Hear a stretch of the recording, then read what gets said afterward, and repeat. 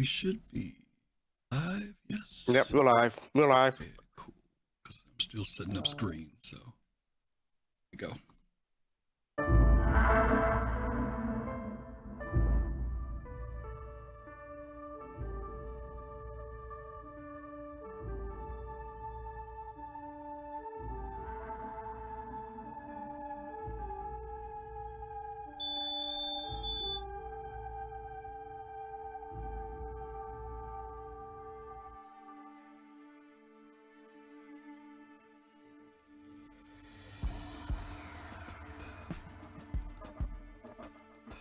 This is Rowena Dooley asking Sol citizens to report for duty.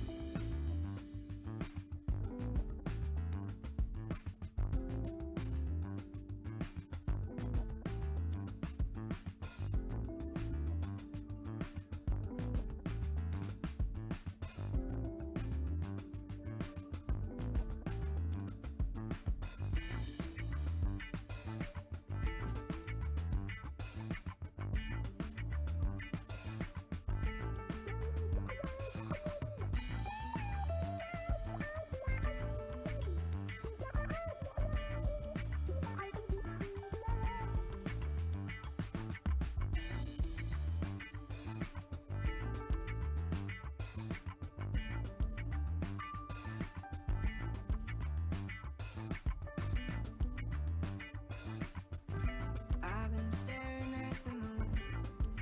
Take me higher, waiting for your call. This is Rowena Dooley asking Sol citizens to report for duty.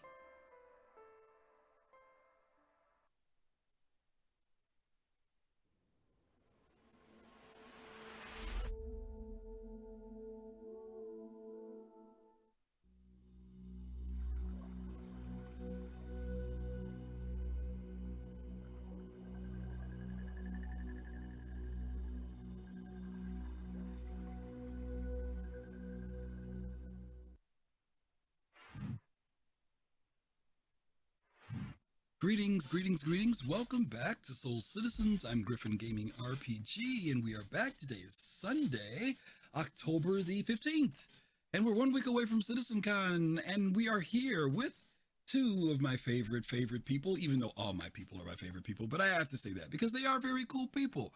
We're here today with fastcart. Hello, fastcart.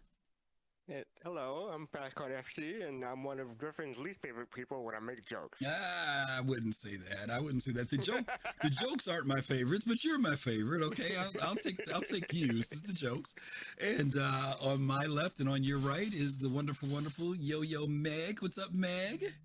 Hello everybody. How are you? 07. I'm doing great. How are you? Hey, where you just had all this fiery energy about CitizenCon, then we got out here, you're like, hello. I get nervous. You see, there you go. There's the energy. There you go. No, See? I'm still extremely excited. We are so close. Yeah. I'm definitely nervous, but there's so much to be done this next weekend. Yep. Bar Citizen, the actual con itself. I'm very excited. Yes. And for those of you all who want to know, that yoyoMeg will have her own bodyguard system. There's like how many of us is there? 6. You got to get through Geo. You got to get through Geo, Goma, BBG, fastcart, me. So make sure you bring a lot of money because she's famous. All right. So if you got to get access to the celebrity, you got to pay. All right. No, we're gonna have a great time, yo. I'm telling you. Commission? That's what I want to know. You are going to have so much fun. I'm excited for you. You're going to have so much fun, right? So yeah, we're 1 week away, like Meg said. We're just 1 week away from CitizenCon. A lot of anticipation. Trying to keep the hype meter down to a reasonable place, but you can't help but be a little bit hyped, if for no other reason, because we just haven't gotten together in the last 4 years. For those of us in the United States, it's been 5 years that we haven't seen a lot of our friends. And of course, we're excited to get to meet and hang out with you guys. So that's going to make it really, really fun. So we're looking forward to that. And I keep telling people that, I mean, I am excited, but I don't get really hyped until I'm on an airplane traveling. That's when I get excited. That's when you get excited? Yeah, that's when I get excited. Well, he gets excited, Yo-Yo, because they're going to give him the free peanuts on the plane. That's what's got him all hyped up. He's ready to get those. And the drinks. And the drinks. Okay, the drinks, yeah. Who are you flying on, fastcart? Who are you flying I'm with? flying on Delta, so Delta? I will be getting pretzels. Okay, Meg, what about you? Who are you flying with? American. American. Okay, yeah, American. Yeah, they treat you right on American. American and United, they treat you right. Southwest isn't bad though, because Southwest, they'll toss you a whole bunch of stuff. Like if you want three extra bags of peanuts, they'll give them to you. You know what I mean? You don't have to pay them or nothing. Southwest, you don't have to pay for luggage. No, yeah. It's always great if you can grab them. That's a great deal. Anyway, I mean, the first thing I got to pay for, even before my trip, I got to pay $30 for my luggage because I got to pay like cart charger and all that good stuff. Yeah, so, if that's the trade-off. You always got to navigate it because you'll see this great sale price until you finally get to that end price. And you find out you got to pay for your seat and pay for your luggage and pay for that. It's like, pay for carry-on baggage. Yeah, that's a JetBlue. I used to be JetBlue, but then they start charging for carry-on. I'm like, come on, guys. I can't do JetBlue is the cattle car. Can't do it no more. Ow, I feel good. Exoder, thank you for that sub. 3 months. Subscription. Thank you so much. No, Chauvin, I'm not flying Drake. Nah, he's not flying I'm Drake. not flying Drake. Yeah. Hey, for those of you who are watching, if you're going to CitizenCon, put a 1 in there for us. Let us know that you're going to CitizenCon. Of course, we would love to meet you. We'd be happy to see you if you're there. If you're not going to CitizenCon and you're going to watch it, put in a 2. Put in a 2 if you are just going to watch it. You're going to hang out with your friends, or maybe you're going to go to a bar citizen, or maybe you're just going to sit in somebody's Discord. And Charles, yes, if you're not going to watch it at all, put in a 0. Like I'll just wait till it's over. All right. Minor correction. That was Thrakazog. Was it Thrakazog? Oh, we did a gift. Oh, Thrakazog, the notorious gifter. Thrakazog is hitting it as always. Well, thank you, Thrakazog, for that, and thank you for that gift stream. So cool. Yes, Chauvin says 0. Not the notorious B.I.G., but the notorious G for gifter. Yeah, there you go. Admiral Kusanagi says 0.5. He's vacillating. He's debating on what he's going to do. It all depends on what he's got going on that day. Solari, what's going on? Good to see you. Gladestone, hey, good to see you too. All right, well, listen, we're going to get into it. We are finishing, wrapping up our series called System Tour, which we started 3 months ago. And we started doing a more detailed, deep dive, in-depth. It's not come really, really deep, but it's deep enough to get you to understand and talk about the different systems that are in Stanton, or the different planetary systems, even though Stanton itself is a system. Jade would correct me if she was here, so I want to make sure I say that right. But we started out at Hurston, then we went to R-Corp, and then last month we did Microtech, and this month we are now culminating with Crusader. And I've got fastcart and Yo-Yo. The team members that volunteer for these, if they volunteer, it's because they have an interest in those areas, or there's something about those areas that they like.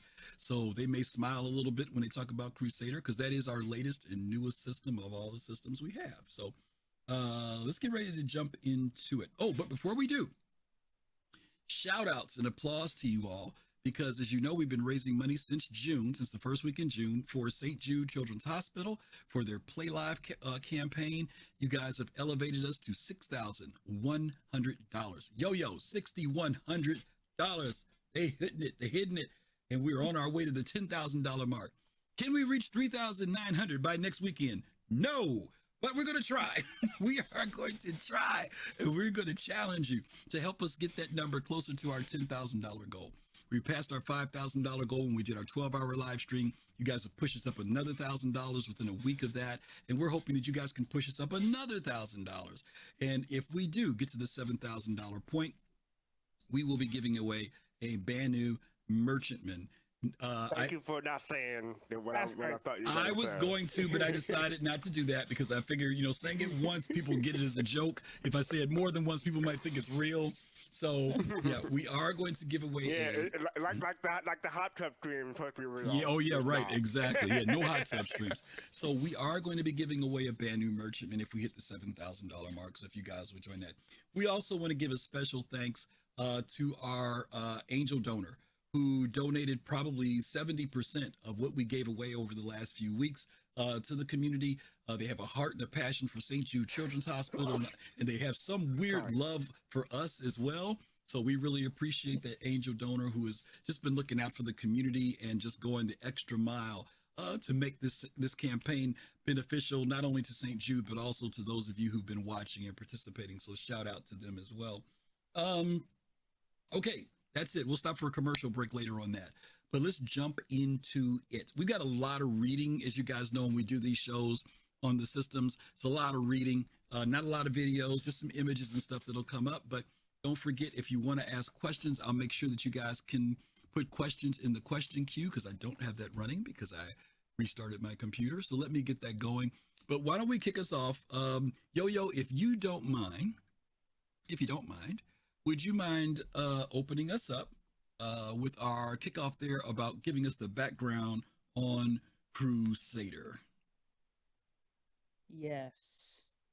Okay. Crusader, Stanton 2, is a low-mass gas giant in the Stanton System, United Empire of Earth, otherwise known as UEE. The world was purchased by Crusader Industries from the UEE in 2865 and is now the company's headquarters. Rare among gas giants, Crusader's upper atmosphere is breathable by humans and supports an active indigenous biosphere.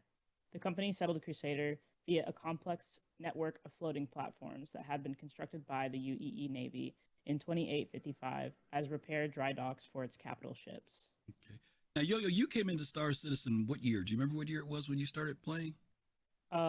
January 22. So was Orison in when you came in, or had it not come in yet? It was there. It was there. Okay. Yeah, it was there. Oh, it was. All right. Okay. So we're going to tell you what Crusader was like before you got here. Fastcart, do you remember what Crusader was like before we put Orison in? It was a place where you blew up and you try to get you close to, right? Exactly. There was no Crusader. People made many attempts to fly there, Meg, and you would get to a certain point and then your ship would just blow up, right? Because it really wasn't even physically there per se. So it took a while before we got. That's why there was like a lot of excitement because we literally looked at Crusader from the very first day that we came into the game, and of course you know how we are, right? Everybody wants to fly there. Let's see what it's like, and you could kind of see the little gas clouds moving and stuff, but it was all fake. So eventually it did get put into the game, and we got really excited about it because it's a gas giant, right? People are we look at Jupiter and places like that and we think of a gas giant, and then we're like, wow, we got a gas giant in this system, which is kind of neat. So yeah, it is a low mass gas giant. There is this aspect that, we've talked about this in the past for people who weren't around. All the planets during the Stanton system were basically purchased by corporations. Various corporations spent money to basically have ownership of these planets, even though most of them are part of the UEE. And Crusader is no different. Crusader Industries is the company, and we'll talk about them next. But Fastcart, when you first went to, and I'll come back to Meg in a second, because you were around back in the day before we got Orison, and Orison was the last landing zone we got. What was your impression when you first went there to see, flying through the clouds and seeing it and stuff? You're talking about when Orison was put in, right? Yeah, when you could actually fly down to the planet. Yeah. Yeah. It was, well, when you first got in, it was a frame. You had to issue with frame rate back in the day when it first got in, but eventually they ironed that out. But I think we were getting 10, 15 frames per second because of high fidelity that was in there that wasn't really. I don't want to say polished. Wasn't really. What's the word I'm looking for? Well, it wasn't. Obviously, it wasn't optimized. And you're right, it wasn't polished. Because remember, the clouds were terrible. Remember, I mean, they were okay, but they're definitely not the clouds that we have now, right? Yeah, and then also it took forever for people to get from Orison into orbit. They changed that thing really. They lowered the or I don't know. They changed the distance from to getting to orbit. So it used to take. Ooh, 2, 3, 3, 4 minutes, depending on what ship you're in. Depending on what ship you're in, longer than that even longer. Yeah, it's a long time. Yeah, but that's when people were flying the wrong ships. I mean, understandably, exactly. You don't want to fly a big ship to get out of Orison. No, not at all, not at all. Meg, what was your first impression the first time you saw Microtech and all that, but when you went down to Crusade? Now, we won't talk about the city yet, but just when you flew down there, what was your first impression? I don't want to get hated on for this, but honestly, first impression, I was very confused. Didn't really like it. Kind of like what Fastcart said earlier with how long it took to get like in and out. It was just not worth it. So I didn't really go there a lot actually. So but the floating platforms were really cool. Hadn't experienced that before. Like now, I mean, we're talking first impressions. Right. I didn't really go there that much, I'll be honest. Yeah. No, you're not going to get a lot of shade for that. There were a lot of people, like Fastcart said, it was also very buggy. There was a lot of desync issues. So there was a lot of frustration. Like when people got there, it was like, okay, I'm here, but like I'll come back later. You know what I mean? Because it was just it wasn't a fun place to go. It wasn't, but it was pretty, and there was a lot of stuff that they had to work out with the quirks and stuff for it. But once it got better and the improvements got better, people did start going there and exploring it and looking around. And we're going to get to the exploring, Orison and stuff in a little bit. Fastcart, if you wouldn't mind, would you touch on the Crusader Industries, the owners, the people who purchased it? Would you read that for us? Crusader Industries, the manufacturer. Crusader Industries is a human spacecraft and spacecraft component manufacturer, one of 4 corporations of United Earth Empire, UE, to own a planet. Crusader Industries design and construct its spacecraft in the upper atmosphere of Crusader, Stanton 2, while the corporation and its employees inhabitants reside on the lattice work of floating colony platform. A producer of large commercial vessels, among its more popular product is the Genesis Starliner, a luxury transport operated by civilian passengers flying across the galaxy. Crusader also produces a number of military support ships, including the M2 Hercules military transport and the Mercury blockade runner. I almost said Star Runner, but blockade runner. Exactly. Meg, out of the Crusader ships the Crusader produces, you got a favorite? Definitely the Star Runner. Really? The Mercury. The Mercury? Yep. Really? That was actually the ship that got me into the game. What about it is that you like? Is it the way it flies, the way it looks? What's the pull for you for that ship? For me, it's how small yet large it is. I really like. I don't like flying big ships. We know that's a quote from me. I don't like flying big ships. So I feel like that was the biggest ship I ever wanted. To be able to still get. I mean, not before, but now other ships in there as well as vehicles. A room for your crew, like beds to sleep in. We used to be able to. As like a crew bed log, that was great. Now it's not really available anymore. Just everything, all the other stuff within the ship, rather than it just being like a Pisces expedition, just empty, But then the silhouette of it, I like, and the way it flies. I think it got nerfed a little bit since I first started. But it still flies crazy for a ship of its size. Now, are you interested? Are you interested in, even though it's not in there yet, it is considered like a data runner? Is that something you would definitely put it to use for if they get the mechanic in? Yeah, that's the other part of it. Like I know that's not in the game yet, and like we don't know when that's going to be in. But I'm very, very, very excited for whenever that loop is in, and I can like actually make more use of the ship. But even now, like without the game loop, I love using that ship for other things. I almost think that the Star Runner, or the Mercury, I should say, kind of in some ways began to eclipse, pardon the expression, Aegis. It started to eclipse the Cuddy Black, because the Cuddy Black used to be that ship that people would load their vehicle into, you know what I mean, and kind of do that multi-purpose thing. And it seemed like the MSR kind of just stepped in and kind of took that role a little bit, if you're willing to spend the extra money, from the Cuddy Black level to the MSR level. So it's a ship that a lot of people love. They really like it. As well as the cargo space now. I mean, it's just like, I feel like as I've played more and more and done more and more different like game loops, it's just become such an awesome ship to have, because it does have a huge cargo grid. And then like you even have the space in the tunnel systems in the side hallway or access ways. It's great. I've resisted buying it. I have truly resisted. Well, I have this rule about like I only spend up to a certain dollar amount, and it falls in that dollar amount of ships that I won't buy, that I'll work for. but I want one really bad because it is a very cool looking ship. And first data running is one of the things I really want to do. So it's kind of frustrating that I don't have the Herald, I don't have that, but I know that's the career area that I want to go into. So I'm going to do my zero to hero and work for those two ships because I think they're very cool. FC, what about you from Crusader Industries line of ships, both military and civilian? What's the one you lean to the most that you like?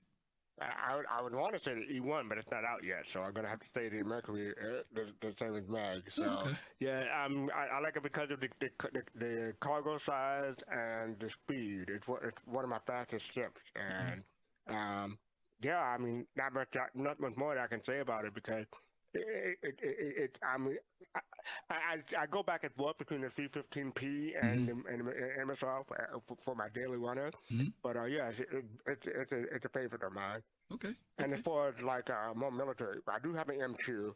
I do not have a C2, but I do have an M2, and that's like for big stuff. We use that for Geno threat.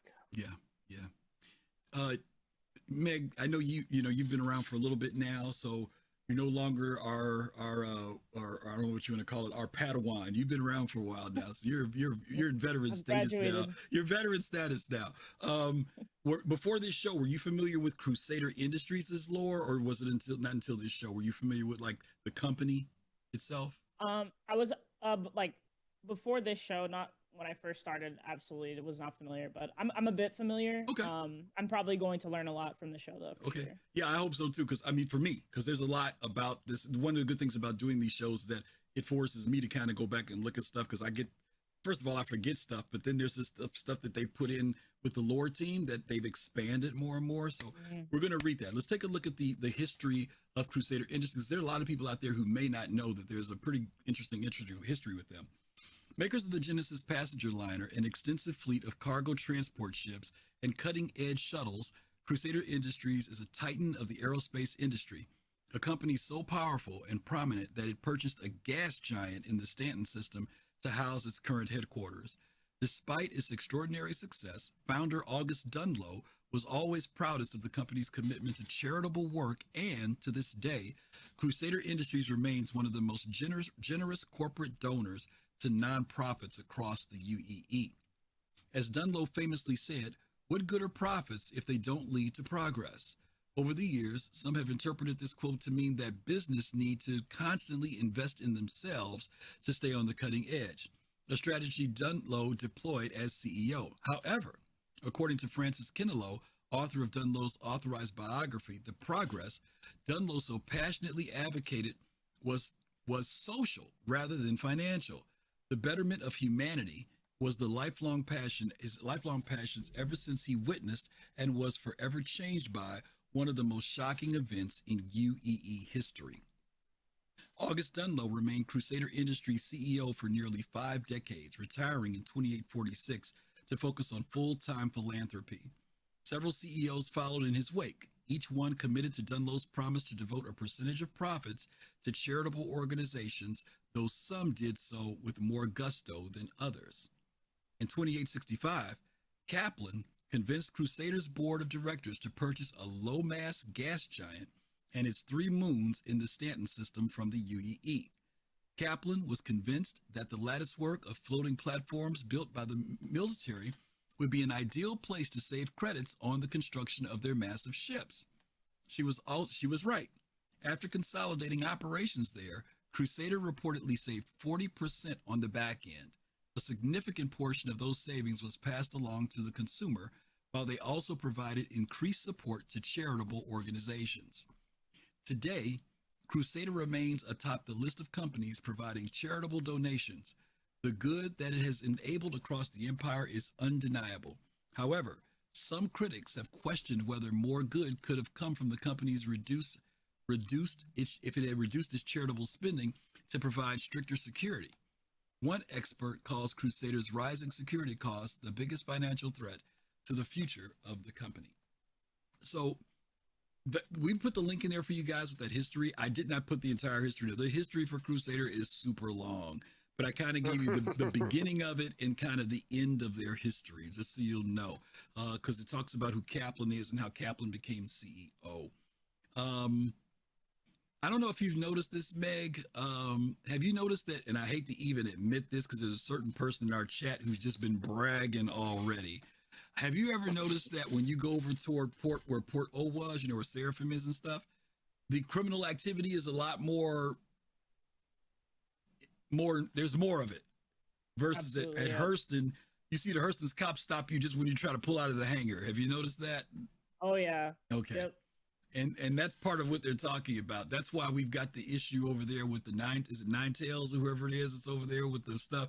Their security is a little on the lacking side. So that is reflected in gameplay. That's why it's good to know lore, right? Because you get to figure out why certain things in the game. Some people might think, oh, it's just a bug. No, it's not a bug. It's deliberate. That that crummy family over there at Hurston, they got the place locked down. All the Sith over there got the place locked down, unlike over at Crusader. FC, what about you? Were you familiar with the history here of August Dunlow? I know you know that's the name of the spaceport there and everything, but did you know all this stuff about the lore for I've heard about it because I watched a certain pub video. So yes, I heard about it before, but it's been a while, so just to refamiliarize myself with it. Go ahead and throw a plug in for that because people need to know those videos are out there. Okay, yeah. So the After Pub had the After Historian put out a video about Crusader, and I don't know when, but I watched it. I watched it like several months ago. So yeah, this encapsulated the history was coming back to me as you were reading it. I'm like, oh yeah, I heard about that before. So yeah, he does a great job on talking about lore. So yeah, the After Historian or the After Pub. Okay, cool. All right. Meg, why don't you go ahead and talk about the jurisdiction there to tell people about why what the security's like over there. Yes. While traveling within Crusader Industries governed space, be mindful that you are subject to not only UEE laws, but to the local jurisdictional laws as well. If you violate local laws, even unknowingly, you may be expelled, fined, arrested, or imprisoned. Just like UEE military and advocacy agents, local security personnel can require you to submit identification scans to establish your identity, conduct searches of your person and vessel, and detain you with due cause. Always obey the directives of authorized security personnel. Be sure to familiarize yourself with the jurisdiction's criminal activities and comport yourself accordingly. Okay. FC, do you know? Meg, I just have to say that Meg, you should read audiobooks because you have a voice for Audible. Yeah, she do a good job. Yeah, she do a good job. Yeah. FC, do you know where to find the jurisdictional laws in the game? Are you aware? Because some people may not know that there is a place in the game to find out the jurisdictional laws. Do you know? Do not recall. Okay. I might know, but I might have forgotten. Let's see. Meg, do you know? Do you know where to find the jurisdictional laws? It's in the journal. There you go. Yeah. For each. Yeah. Planet. In your Moby Glass, they'll tell you exactly what you can do to get arrested, whether you're carrying Widow or Slam, the different levels of misdemeanor versus heavier charges. All that stuff is there. Now, interestingly enough, Meg, I'm not sure a lot of players know that that's there. Do you think most players know that stuff there? I mean, I know some do. Do you think most of them know it's there? I want to say no, and I just want to say I may have known that, but I got that from a Soul Citizens episode that I was on. Oh. So maybe that's why I know. That's you were okay. going over the different laws and stuff like that, but I feel like you can, I just don't really know why you would even go there, really. As like a person who's never really been into games like this before. So I'd say like if you were anything like me, going into Star Citizen, yeah, I feel like you don't really, I feel like you're just missing a better tutorial that surely will come soon enough. Like we have a tutorial already now, but something that just really break down each section, force you to go through it, and then you realize like, oh, this is like a really great place to find some information. Other than that, you're pretty much just told where it is by other players, which is like 99% of how the game works now. The past 3 times I've been in game, I've been pulled over by the UEE for scans, right? So, but sometimes I'm doing it, and they decide to scan me at a certain time when I'm alt tab looking at a different window. So I always feel like I'm being pulled over for flying while black, but I always get fined because I don't stop in time. So that kind of sucks. But at least it's only like a 5K fine, depending on Well, be careful because depending on where you're at, it'll be a 20K fine if you don't stop. So better to shut your engines and be still and look at your stuff, because they will charge you 20,000 a crack, depending on where you're at.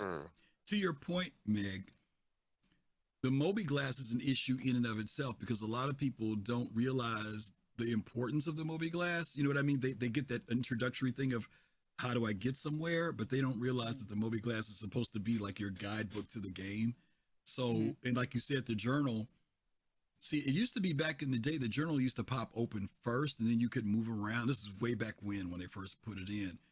But that journal tells you, like you said, jurisdictional stuff. It tells you,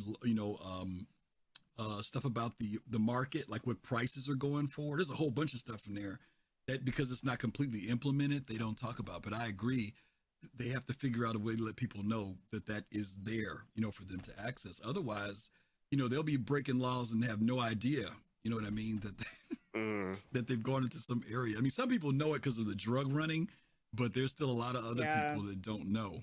And what's that old line, Griffin? Ignorance of the law is not an excuse. Nope.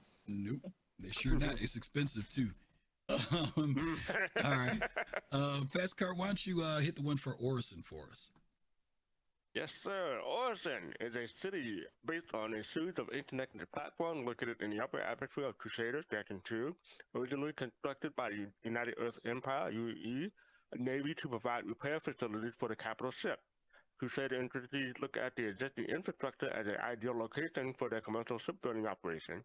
Over time, the city drifts from its position and must be occasionally moved to a safe orbit by the synchronized firing of large structures built into each platform.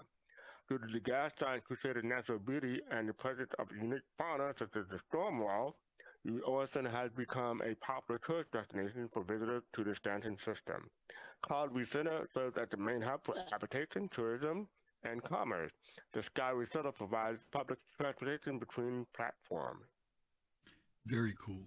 I don't know if you guys have ever seen this before, but I remember when Orison, this is a little bit after it first got put in, I was over there with Colossal, I think, and Nihilus, and we were sitting at the bar, and we were, I know some of y'all gonna trip when I say this, we were sitting there waiting for the sun to set so we could see what the place looked like at night. And I don't know if you guys have ever seen this, but if you sit there long enough, you'll actually see the platforms fire to adjust their position in orbit. Have you guys ever seen that? Oh yeah. You've seen it? I have Yeah, not. it is, isn't it, Meg? At nighttime, you see all the jets come on underneath the platforms, Fastcart, and it's compensating, so that they remain where they're supposed to be. Diamond Pig is like, really? Yeah, really? Zombie Pig? You've never seen it? Go ahead, they man. say something over the intercom before it happens, I think, and then you Yeah. can feel it. Like you can almost feel it and see the rumble on your screen. It's so cool. Yeah. If you're on that platform that's moving. Yeah. It's pretty cool. It's I mean, to think that they put that level of detail in, because most of us wouldn't be thinking about it. But if you're just I sitting wouldn't there think looking, about it exactly. Yeah, I mean, you think about keeping your ship stationary, but you think that they just do like magic in order to keep their stuff like a platform there, but nope. Yeah. Oh well. Yeah, Kate. Yeah, correct. No, it's not really doing it, but it is there to give you that impression. My thing is that I'm just excited that along with the lore, they put that in the game, because the idea is kind of weird, but a lot of stuff about immersion is not about the things you see, but it's the things that happen. You just don't pay attention to them because they're natural to that thing. It's kind of like sound in the background. You expect to hear, like Fastcart, remember we were talking about when you hear your feet on the, running across the hangar floor. Now, when you don't hear it, you notice it, but when you hear it, you don't pay attention to it, and in some ways, even there could be visual cues that support the lore. And I just thought that was a very, very cool thing that they do have that in the game. Some people don't pay attention to it. Me, I pay attention to all those little weird details like that. But yeah, Orison is a very unique city. Would either of you live there now that it's kind of running better, or do either of you live there now, Orison? Do you base out of there at all? Yeah, I do. You do? Yeah. It is my second favorite place after Microtech. I live in New Ravage. I live in New Ravage, but Microtech's hard to Orison is my beat. second. Yeah, Microtech's nice. But for the beauty, okay, let me put it to you this way. Let me say it a different way. If they started renting apartments, which one would you rent an apartment at? Oh. I mean, I we mean, have Microtech you. New Balance would probably be more expensive, but I hope I can afford it. Yeah. See, I live in Chicago, so I get sick of looking at snow. So, for me to be an Orison would probably be a better pick for me. I don't want to look at snow any longer than I have to. Microtech is pretty, though. Don't get me wrong. Apple City is nice, but I don't know. There's something about when and I'm sure you guys have done this. I don't know if you've done it, FC. I know Meg has. Because remember one time, Meg, I ran into you, Meg. We were up there having a fight up on one of those buildings. Remember that? We were up there. I'm not gonna lie. That is still the craziest thing I've ever experienced. Like, I did not purposefully load into your server or anything. That was by chance. No idea It was by chance we saw each other. Yep. We were at the same platform, random platform for a tower mission. Like, what? Yep. And we had you a blast. saved my life. Yeah, we had a blast up there. It was so much fun. We had so much fun up there. But I love when you land up there and you see those places like a pit house up there. I'm like, hey, this is pretty cool. If they let me live here, land my ship up here. Yeah. It's awesome. We got fire pit, all types of cool stuff up there. But anyway, that's neither here nor there. But Orison is a beautiful city. I will say one thing. One reason I might prefer New Babylon over Orison because if those structures failed and start falling, you may not have enough time to reach the ship in order to get in orbit. But Microtech, if the environmental and stuff fail, you put on a suit and still stay warm. So yeah, you have more time in case something goes wrong. Just jump off the platform and land on a whale. You'll be fine. Don't worry about it. It's not a problem. Not a problem. This is not Ahsoka, okay? I know, right? I know. Okay, let's see. What do we got next? That one was fastcart. You read that one, right, on Orison? Orison, yeah. Okay, so I'll get the next one. I got the good old cityscape. So let's talk about the cityscape, because that is one of the things that does make Orison look pretty, and we'll talk about tourism too. Named after the founder of CI, that's referring to Crusader Industries, the August Dunlow spaceport is the city's main point of entry, and it's connected via Skyway shuttle to the Industrial District's Providence platform and the Commercial and Residential District's Cloudview Center.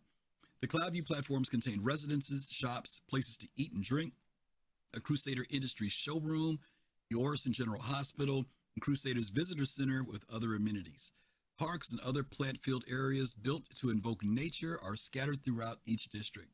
The iconic Hosanna tree that decorates the walkways was created by Cloud Imperium by Crusader Industries to withstand high winds and low humidity, to self-pollinate and beautify Orison with its pink flowers. In 3.21, some of you all already know, you've read the patch notes that they have expanded the platforms now, so there'll be other missions and areas to go into. But the cityscape there is very beautiful. One of the things I remember the first time I went there, and Meg, I saw those pink flowers floating around on the ground and everything, and I was like, that is so cool. I thought it was so cool that they went to that level of animation, even though some people could care less. But for me, I like that type of stuff. Have either of you guys gone to the showroom there? Yeah. Mm-hmm. You've been there? Yes. Okay, yeah. Yeah. Do you think that showroom's going to be big enough for them to put a Starliner in there, a Genesis? Nope. I mean, do they have the C2 and the M2? They have those in there, right? How much bigger than that? They've got the MSR in there. Is the C2 and A2 in there? I don't think those ships are in there, are they? I thought they were outside. Outside, okay, my bad. Yeah, I can't remember. It's been so long since I've been in the showroom. They put it outside then. Yeah, I can't remember. What do you guys remember? Either outside or one of them is there. I could see them putting the Starliner out the outside pads. Yeah, maybe it'll be the outside pads. I mean, it's very cool that they have a showroom there that you can see ships, and I'm kind of hoping that that's kind of like fastcart, a precursor to. And just so you know this, Meg, fastcart's real home is supposed to be Terra. And so, that's accurate. Yeah. So if they do it in Terra, I'll be happy because that's where Origin is. But I do like the fact that they actually have showrooms for ships. For Magnus, that's where Drake is. I forget where Aegis is. They're not Earth. I forget where Aegis is. No, they're not Earth. I've forgotten where they are. But I do dig the fact that they have the showrooms there. I think that's pretty cool. Because they got this is a C2 that they're working on, right? You see the sparks and stuff flying out there. not the showroom, but the Providence Oh platform. yeah. At That's the right. Providence platform. Yep. Okay. That also they- is really cool. They say Killian is where Aegis is. Oh, Killian. Okay, cool. Somebody knows where Aegis is. That's great. You know what they didn't mention here was Custom Crows. What's it called? Custom Crows. Cousin Cousin Crows, Crows? yeah. Yeah. Cousin Crows, yeah. Cousin Crows. Cousin Crows. Yeah, Cousin Crows. Cousin Crows custom whatever it is. Yeah, they didn't mention that. But a lot of people like going to. Well, let me ask you a question, Meg. Why do you like going here? Is it because is it the view and stuff, or is there stuff that you buy there? Because some people like to go there to get their engine or their quantums and stuff. Specifically to Orison or just Orison. picking. I don't know what I'm trying to ask. I guess. Yeah, Orison. Yeah, I go there for XL1, I think TS2, stuff Okay. like that. Like they have that available, so it's usually just like a one-stop shop for all Okay. the stuff you need. Okay. They have they're like really good shields too. Oh, really? Okay. Yeah, Atlas, maybe not Atlas, maybe a Voyage. They have really good stuff in there. Yeah, they need to expand that paint list. I know that paint a little thin over there at the Cousin Crows. But yeah, I know there are some components that a lot of people especially now that the distance to get there is shorter, people don't mind flying over there and getting stuff there. So Griffin, I have a quick question. Like I noticed that when you're reading, it say name after the founder of CI, and CI, whatever we think of a CI, we think of CIG. But Robert Space Industries is obviously named after Chris Robert. Mm-hmm. So do you think that there's a analogy or some kind of connection between CI, Cloud Imperium, and and Crusader Industries? or, I think it might be just more of a fluke. I think it might be more of a fluke. It is me. I don't know if they would connect it that far. Because Chris was real. Hey. Well, he was very You never obvious know. about the RSI thing. They talked about that, but you never know. Like you said, who knows? But I'm very interested in where they're going to expand this, because there's some other areas of Orison that, as we keep reading, we're going to talk about why it's laid out the way it is. And Cloud Imperium did talk about their structure of building out these different platforms and stuff. Because I really do believe that this idea of us living someplace is going to happen fairly soon, not just in outposts, but because they even showed us Hangars? corporate. No, remember they talked about offices and stuff for missions in the buildings. Right, yeah. So that's another thing I think that they're going to be doing for cityscapes. Because right now all we do is like those box missions, right, Meg? Up on the roofs. That's about the most that we do in buildings right now. Yep. Right. Okay. So that's going to be. Hopefully that'll be coming. All right, Meg. Let's jump to you for tourism here. Okay. Orison enjoys a steady stream of tourists to the Stanton System, drawn to Crusader for its scenic aspects and unique ecosystem. Visitors interested in the skies of Crusader can visit the Grand Observatory underneath the Visitor Center, which provides views of Crusader's prismatic clouds. Storms deep in the atmosphere can be observed there, along with passing animals that live their lives in the air. One such animal, the storm wall, is another of Orison's main attractions, a colossal creature that can grow up to 100 meters long. The storm wall is a planktivore that subsists on thousands of tiny plankton-like animals that float in the currents of the wind. Enthusiasts can board a discovery tour to visit the nearby Stormwall Sanctuary and observe these majestic fauna in their natural habitat. Those more inclined to stay in Orison can visit the Stormwall statue Until Then by artist Bifasha Zoo in the Cloudview Center. Sorry if I butchered that. Yeah, you did good. You know what? I just thought about something. In the monthly report, they said they were working on a new creature. Ooh. I wonder, you think this might be it? Or you think it might be something else for Pyro? Oh, I mean, does new define is new a creature we don't know about, or new is like something that they haven't worked on before? Because I mean, it could be either one, right? They did show us the storm wall before in game. Yeah, they have. It was It's a creature?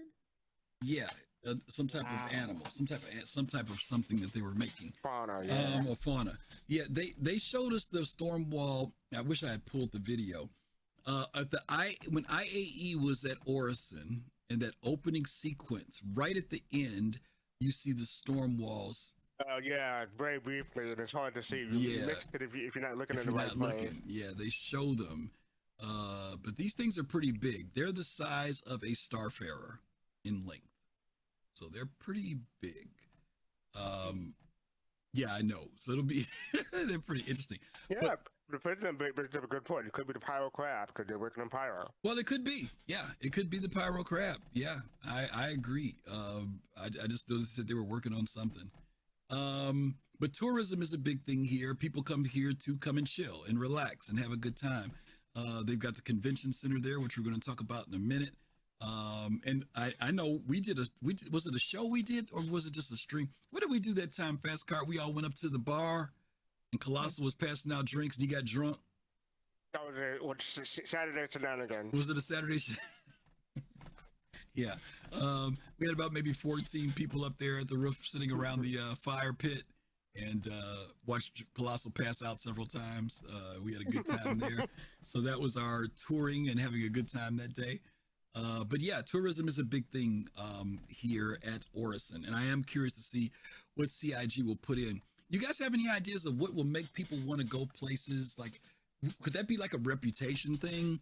Like, you know, if you visit certain places or maybe there's certain activities, what do you think would make people go visit places like Orison beyond going to buy components? Is there some type of game mechanic you think they could do? Exploration for one thing, but that's a gameplay thing.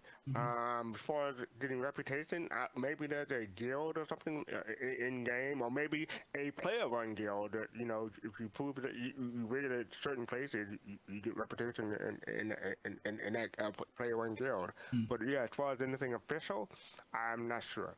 Okay. Okay. Meg, any ideas about any gameplay loops that would make you go to a place as a tourist? I mean, the storm walls could be something, right? Going to go see the whale ride, basically. I guess it's like a Disney kind of thing. Yeah, I honestly don't know. Yeah, I think would you be interested in going like to that tour to go see the storm Oh, wall? absolutely, yeah. Oh, you yeah. would? Okay. Me too. Yes. Yeah, I know there have been plenty of people talking about they want to go out there and hunt the whales, but I just kind of That'd be cool. curious whether or Why, not. folks? Why? Leave the whales alone. There are people that want to do that. Okay. Okay. What are we on? The Vision Center. Vision Center, Is that me this time? Who is that this time? Is that Fastcart or Meg? Is that Meg? I think that's Meg, right? I can do it. Yeah, please. The Vision Center is a convention or exposition center located in Orison on Crusader, accessible by the public transit system. Trout. Is that supposed to be trout? Trout the use of the Vision Center line. Sorry, I've never seen that word before in my life. Yeah, let me see. What does it say? That might be a typo.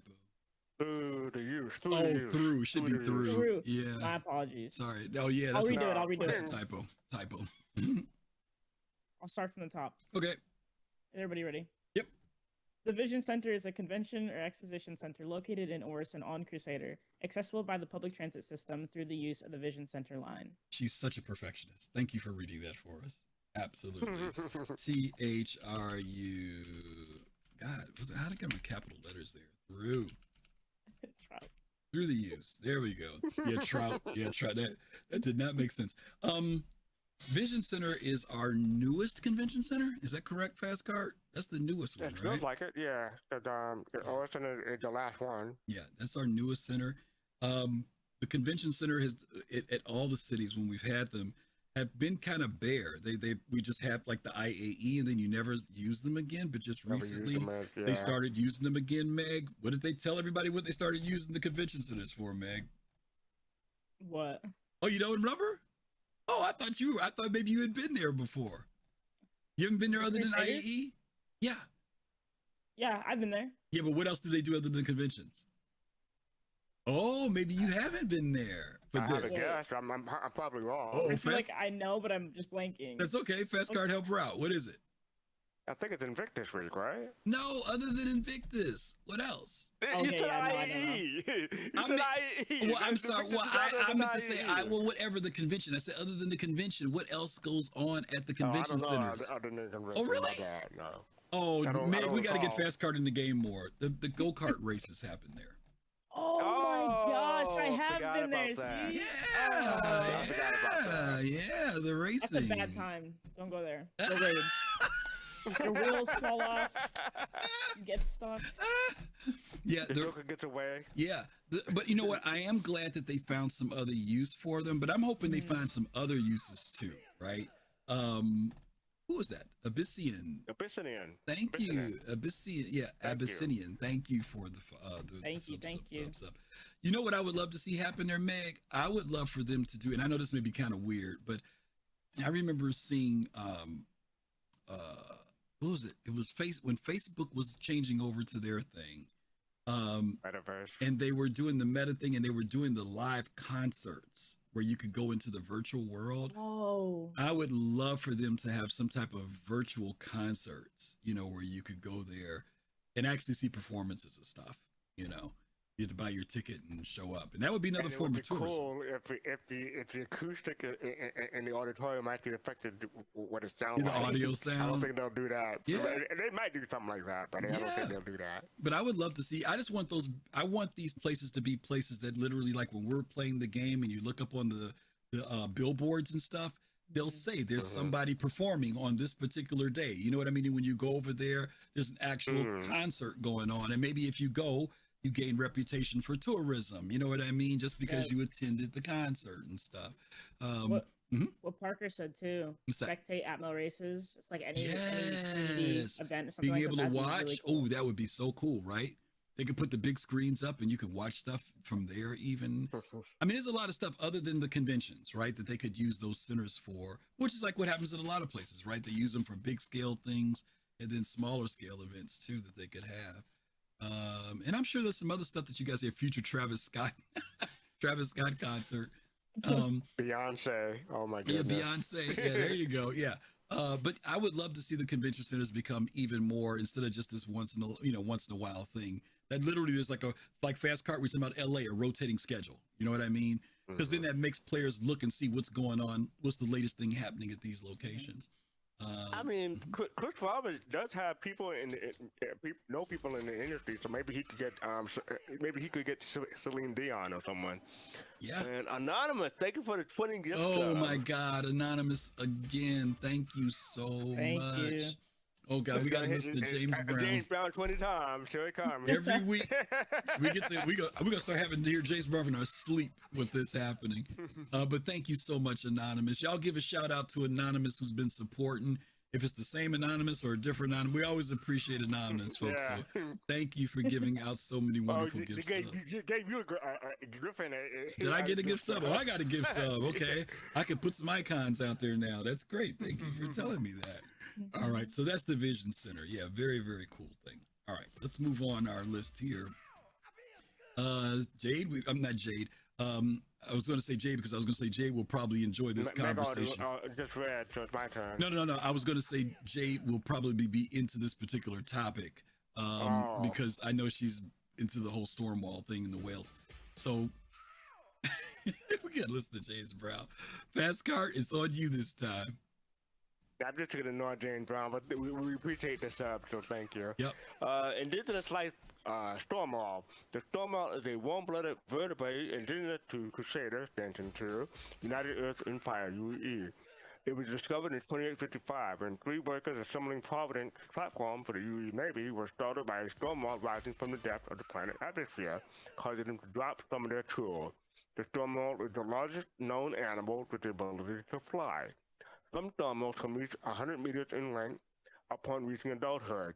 They are the most commonly rosy gray in color, iridescent red fins, and lightly striped hide flecked with gold. Deep blue stormwalls with blue-gray fins have also been observed. They have long They have long spade-shaped snout and 4 eyes, 2 on each side of their head. 4 long barbels trailed off their head from the chin and the brow, which are used alongside filaments on their pectoral, dorsal, and tail fin to send the minuscule electrical field of aeroplankton and chiami, their main prey. 4 other elongated non-filled fins are situated on their left and right side of the stormwall belly. 6 nostrils on either side of the snout and 2 enormous cavities just behind the head take in air that is internally distilled by specialized organs to contain only helium and hydrogen, which is then used to fill the inner flight bladders that enable the storm wall to maintain flight. Excess air is expelled and new air is taken in as needed. So I wonder if they were to talk, they'd have a real high pitched voice since they take in helium. And they're too big to have a high pitched voice. They're too big. Um, I'm wondering if they get enough fuel, can they travel to a different galaxy? oh boy, here we go. You're gonna bring in some Star Wars lore, huh? Okay. Though that would be interesting. Or jump to a different system. How about that? Yeah, that would be. I'll keep it in the verse. That would be interesting. That would be interesting. Question. Do you think that, and mind you, I know people talk about there's supposed to be an aspect of being able to harvest things off of these. We don't know exactly what the deal is with that. But these creatures, let me just sigh before I say this, and I know I'm going to get somebody upset because I'm being a tree hugger right now, but humans love to see things like this and say, I want to kill one. Oh, So yeah. what do you guys' feelings are about these creatures? Should they be docile where people can kill them and maybe pull resources from them? I wonder how you're going to, even if you kill it, it's not like this thing is floating. I mean, maybe it will float because of the helium, but there is gravity in Crusader, so I would think that it's going to sink. But my other Yeah, it question depends is, on how much air they got in them, right? right, Tractor beams. What are we talking about here? well, maybe tractor beams, possibly for something that's 100 meters long, probably so. Harpoon. But my other question is, should this thing also possibly turn aggressive if it's attacked? What do you think would be the better way for it to be? Docile, if you can get to it, or do you think it should be, if you piss this thing off, you might have some problems?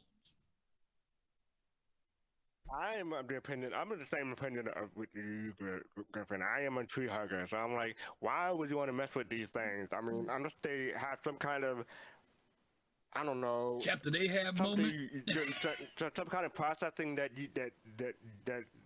the meat or something that they produce has some kind of chemical effect that is only available in Stormwall. Why do that?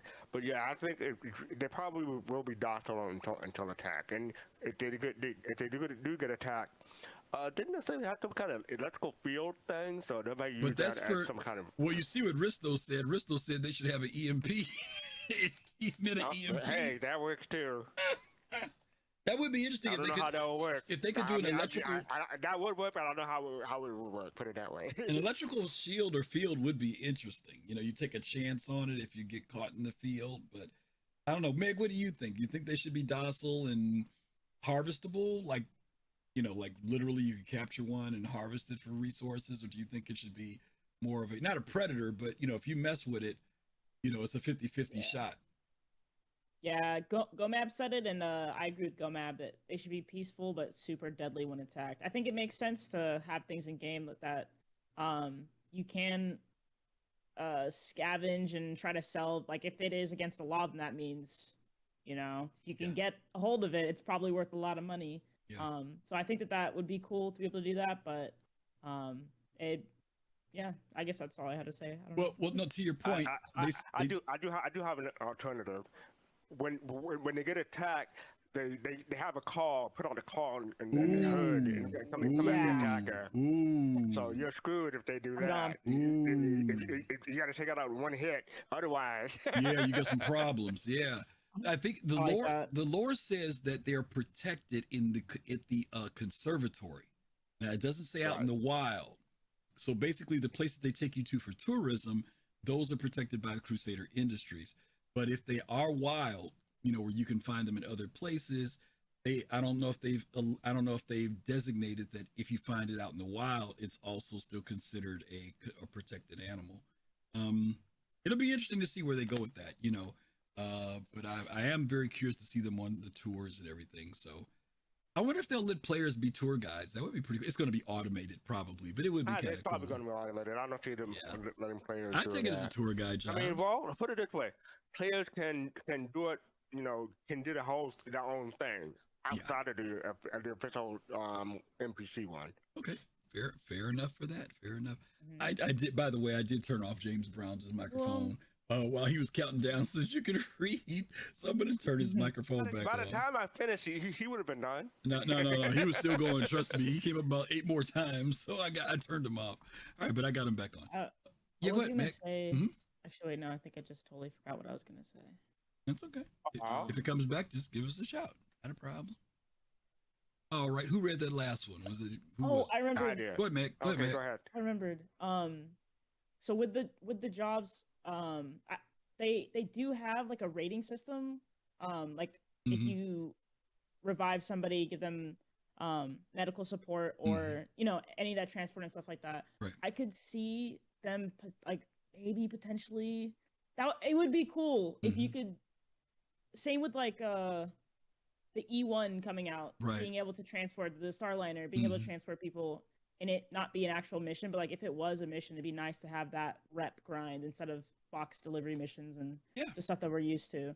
Some people like doing that, and like fastcart said, like there are people that do that outside of the missions, and people will send them money, but I think that would be cool for them to somehow implement that. I think you hit on a good idea. I think that it could come out as a mission. So like people like DK, right? DK can't wait till he gets his Genesis, right? His Starliner.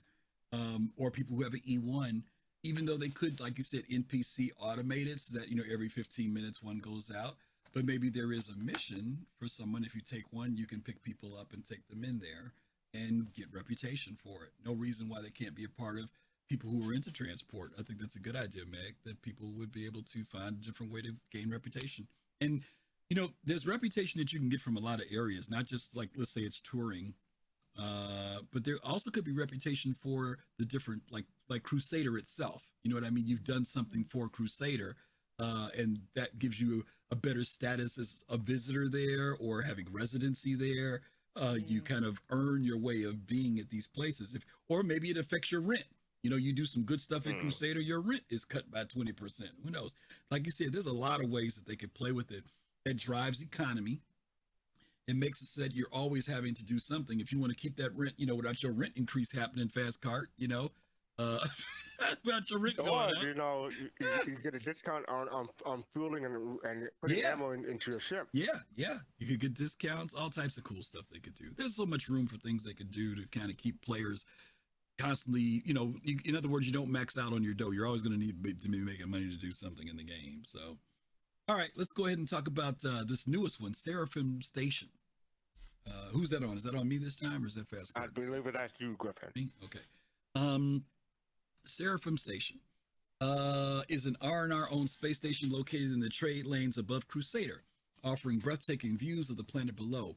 Facilities include a cargo deck, cassava outlet, Platinum Bay, the unbranded armor shop, the food court. Actually, there is a brand on that armor shop, I think. I can't remember. The station replaced Port O in Alpha 3.20 in order to take advantage of the modular station building blocks used for all other R&R space stations in the game. Port Olisar will return at some point in the future as the developers recognize its significance to the player community. Fastcart, Really? Yep, Fastcart, I'll go to you first on this one. You were around when Port O was first brought in, and you were around when Seraphim's been brought in, and you think players have kind of adjusted to it and adapted to it? I don't hear a lot of tears falling. I think that people had their moment of reflection and nostalgia, but do you think that they've embraced Seraphim Station now? That was just an underhanded way of me calling me old, but that's fine. But yeah, I've been around for a long time. Yeah, I went to Seraphim today, and I went to Seraphim on the first day after it came out.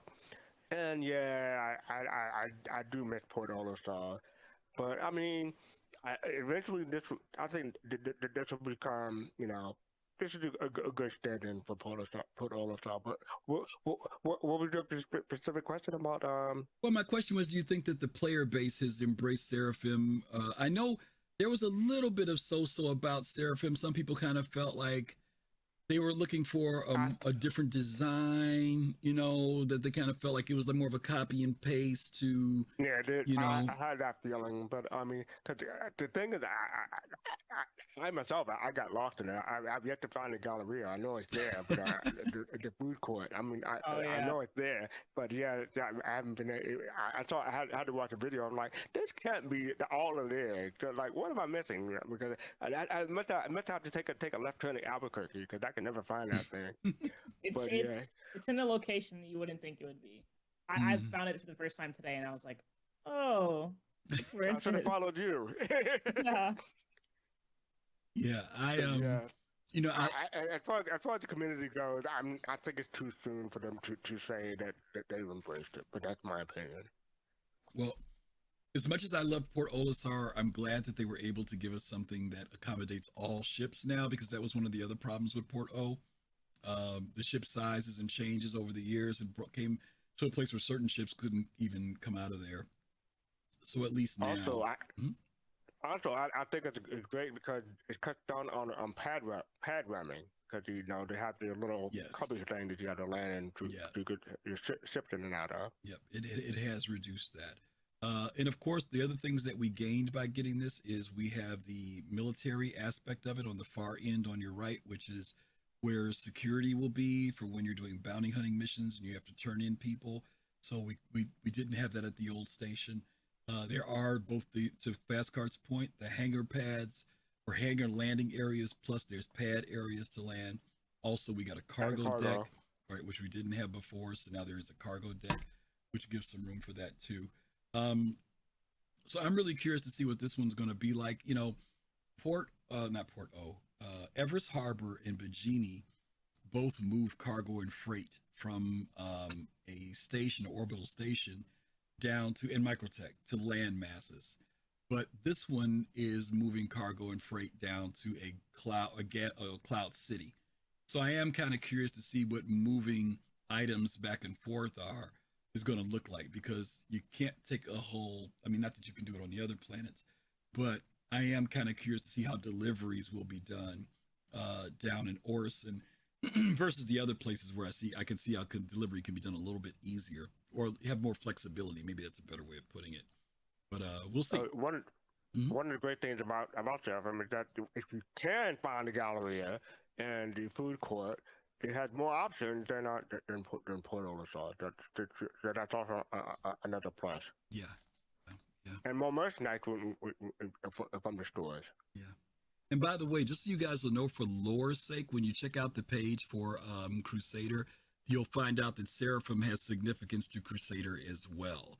So it wasn't just a random name that they picked. It is a name that is in lore, in particular for Crusader Industries. So because Crusader is a holy thing and Seraphim is an angel. Okay. Well, that, I can yes, see that. and there's an aspect of parts of the company. There's another division of the company where Seraphim comes from that they'll talk about in the lore as well. So you guys can I've forgotten what it is now, but you can take a look at that when you get some time. Okay, so let's take a quick break. As we mentioned to you guys earlier, we are in the midst of our fundraising for St. Jude. And again, we do really appreciate all that you guys have done thus far. We just want to give you an update on where we are in relation to St. Jude. So we're going to take a quick look at a video, and then we're going to talk about it, and we're going to get back to the show.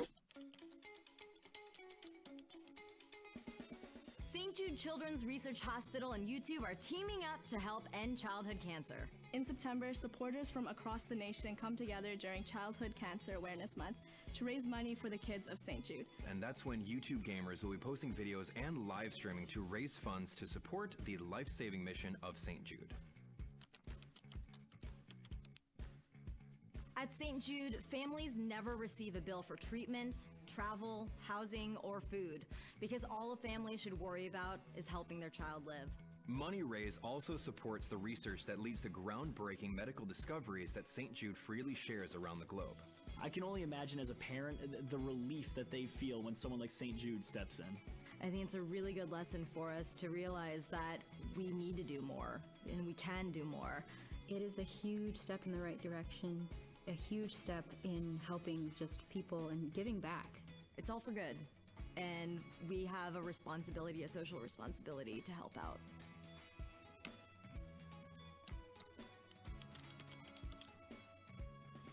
Find your favorite video or live stream during St. Jude Play Live on YouTube for Childhood Cancer Awareness Month and donate to this amazing cause. Your support will help St. Jude further its incredible mission. Finding cures, saving children. Let's end childhood cancer together.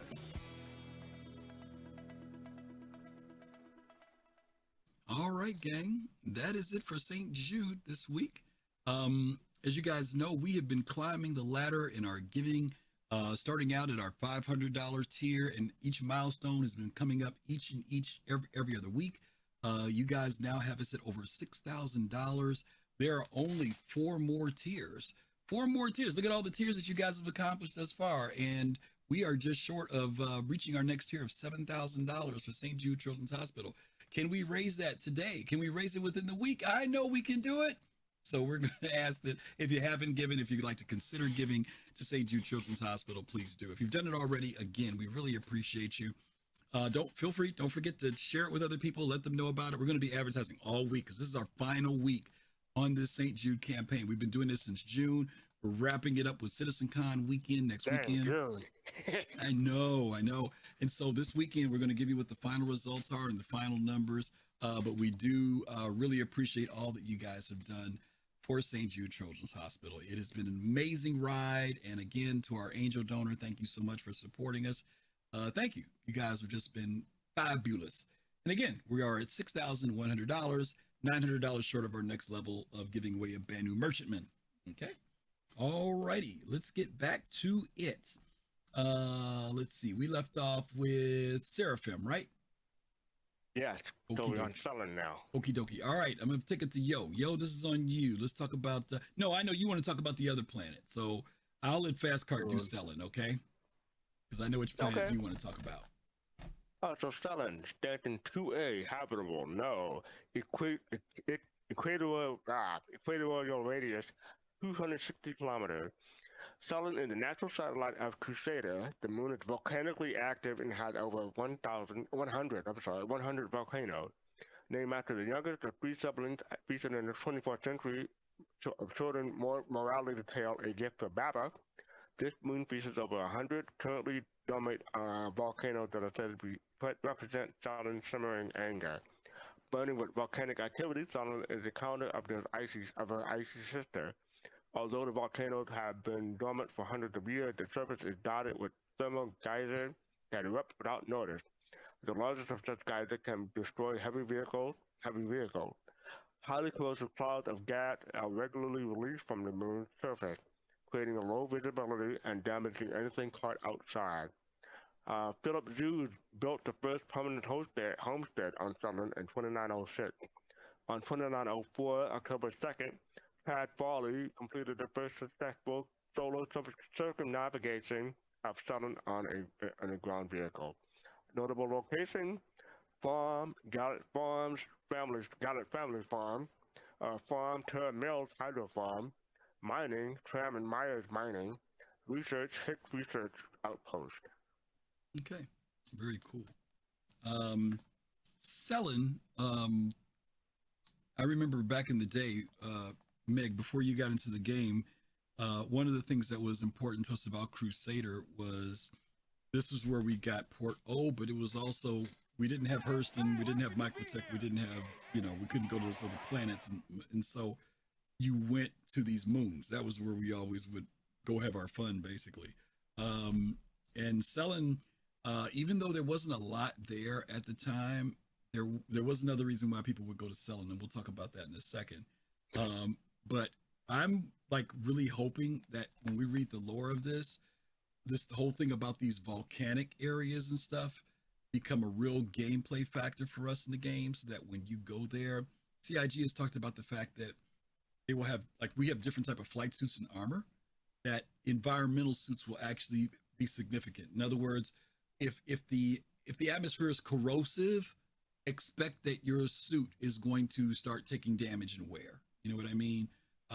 You really have to bring the right thing with you, because right now everybody just kind of runs around their flight suit and some armor. But if you know that your armor is going to go in but not protect you because of the atmosphere, that's going to be an issue. CIG has already told us that they're working on radiation suits. I think that's even kind of hinted by this, you know, the thing they're putting out for the day of Vara right now, the Halloween thing. It's a radiation helmet. So I'm hoping that that type of stuff comes in for gameplay. And so I'm going to ask both of you guys, have you guys started thinking about when you're tricking out your ships and you start putting stock on them, have you guys thought about like how many suits you'll have to have on there? Or are you still kind of just worried about weapons and fuel and food? Or have you gotten to the point where you're saying, if I'm flying this ship, I need to have at least X number of flight suits and X number of environmental suits? Have you guys gone there yet as far as planning? Or are you just kind of waiting a little while to see how it goes? Waiting. Okay. Yep. I mean, look at my gameplay isn't in the game yet, so that's why I'm waiting. Yeah. But but I mean, thanks to some generous donation, I do have a new flight stick that I thank to Soul Citizen and New Soul for getting me for my birthday. So I have been in the game more often this weekend than I have in past months. So yeah, well, that's good. That's good. I mean, even if you're just doing Arena Commander or something like that, that's fine. I'll tell you what I've been doing. This last patch in 3.19 and 3.20, but in 3.19 I started doing it. Colossal's been doing this for a while, and I would just maybe get one ship, like like Meg, you're saying, like you got your MSR, and I would just get my one ship and I would kind of trick it out, and everything else I'd leave behind. But recently, what I've been doing is I'll come in the game. I base out of ArcCorp. And so what I'll do is everything's there, right? You know, like when a patch comes in, all your junk goes back to your home place, right?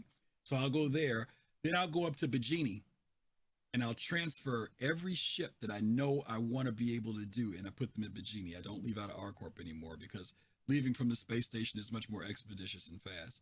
Then what I'll do is I'll load up a ship. When I'll go looting and all that stuff, I'll go get everything I need to stock those ships. And what it's giving me is a better understanding of, first of all, how much time and money I'm going to have to put into this game when I'm playing. And I don't mean cash money, I mean credits, to be able to get the components, the weapons, the clothing, the flight suits.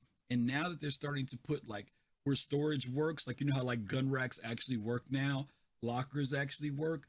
I'm actually, when you go on my F-18, not my F-18, my 315P, the gun racks have the two type. I've got a sniper rifle and some other type of thing, maybe a P4 or a C54. They're scoped out with silencers and everything on them. Then right next to that is a closet door. You open that closet door, all my civilian clothes are in there, plus some medical stuff and this, that, and the other. And then I might open up that little refrigerator. There's 4 bottles of juice in there, my dehydrated food. And you know what you find out? You find out how much time it takes to get that to happen in the game.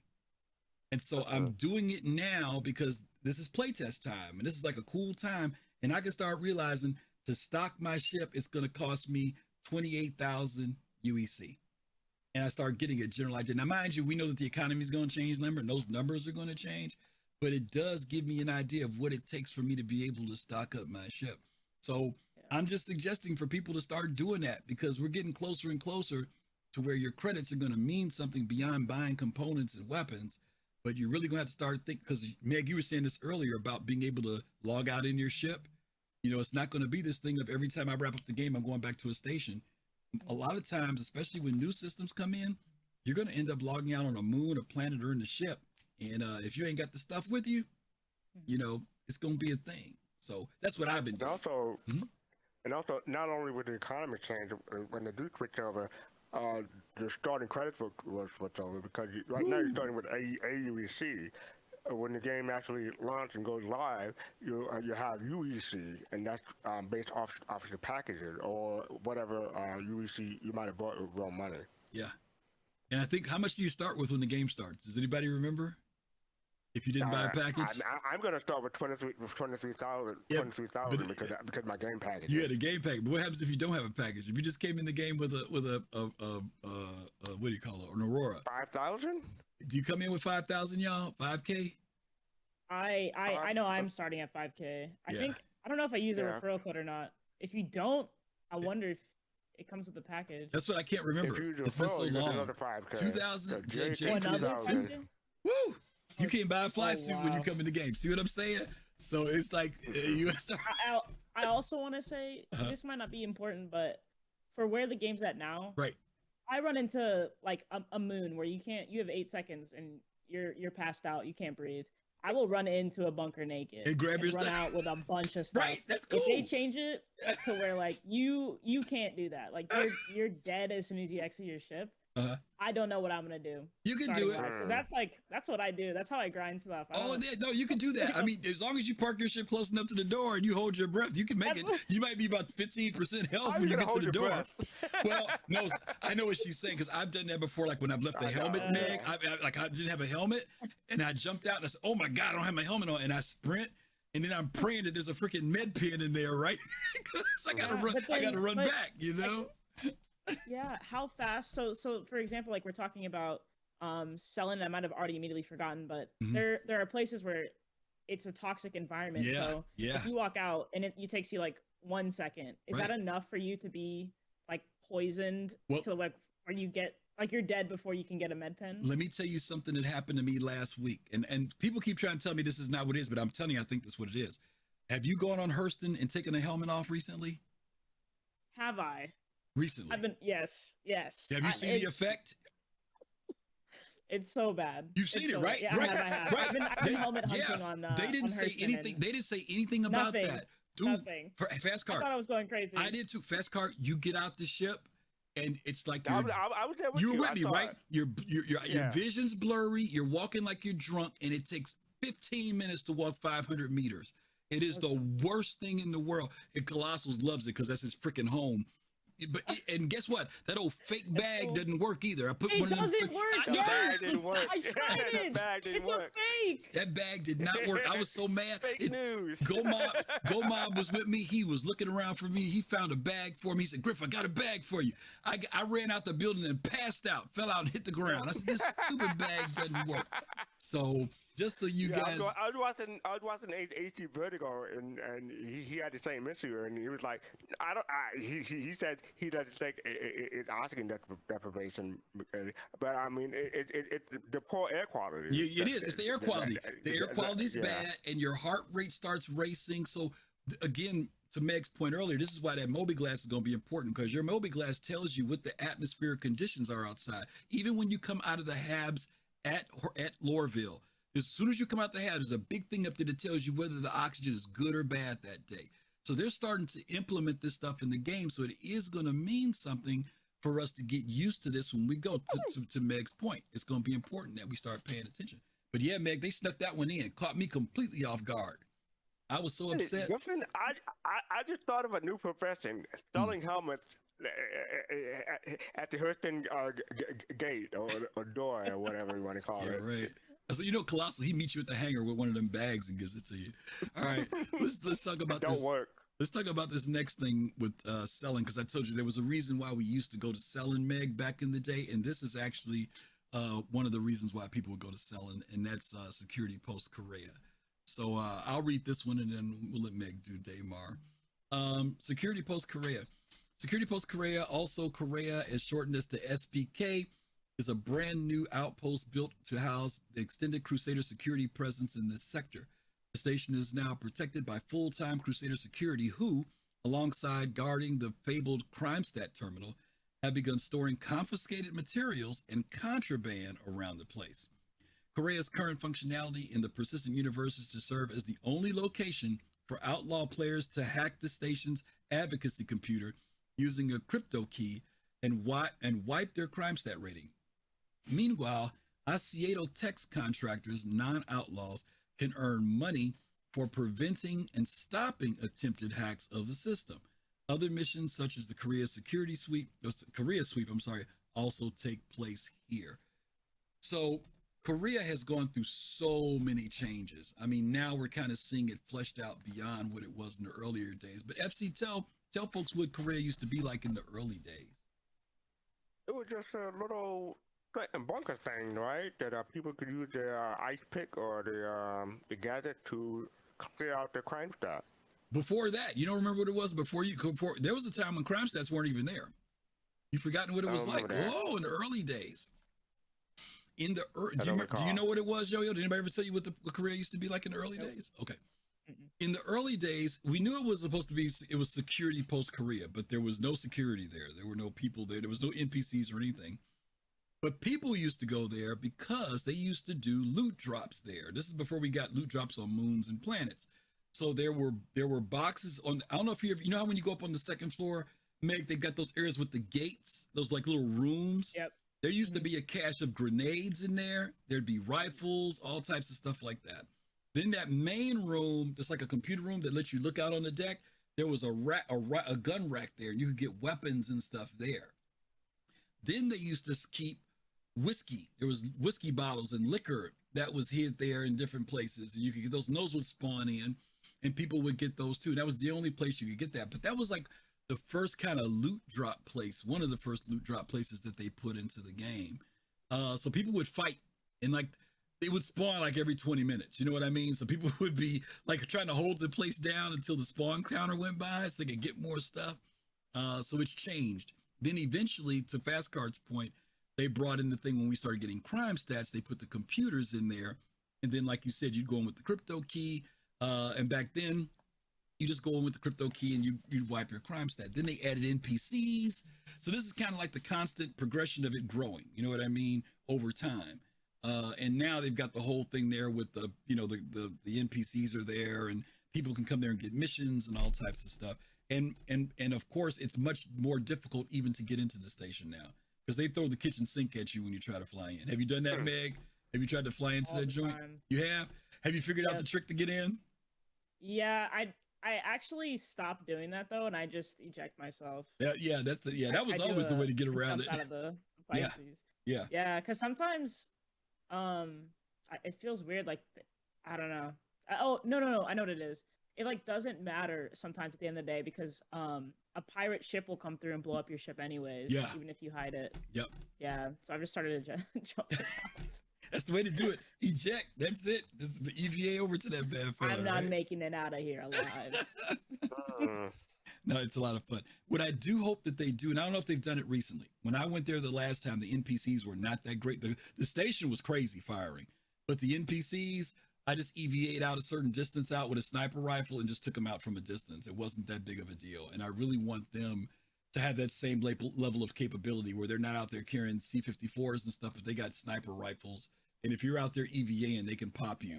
I would love for them to have that level of... I want them to be more challenging, at least for me. For sure, I agree. Yeah, I mean, it's supposed to be like really hard. Yeah. The only place you can go, so I can get behind that for sure. Is there anything you don't want more challenging? First, not first, but you talk about the F8C challenge. You want that to be more challenging? Yeah, it's too easy. You know what? I mean, CIG has said that they're trying to make sure that there's no metas, and that's difficult to do. But I'm just saying, you really need to. It's like I said, flying in there is a kick in the head. It's not easy to fly into that joint. Those guns and stuff will light you up in the missiles.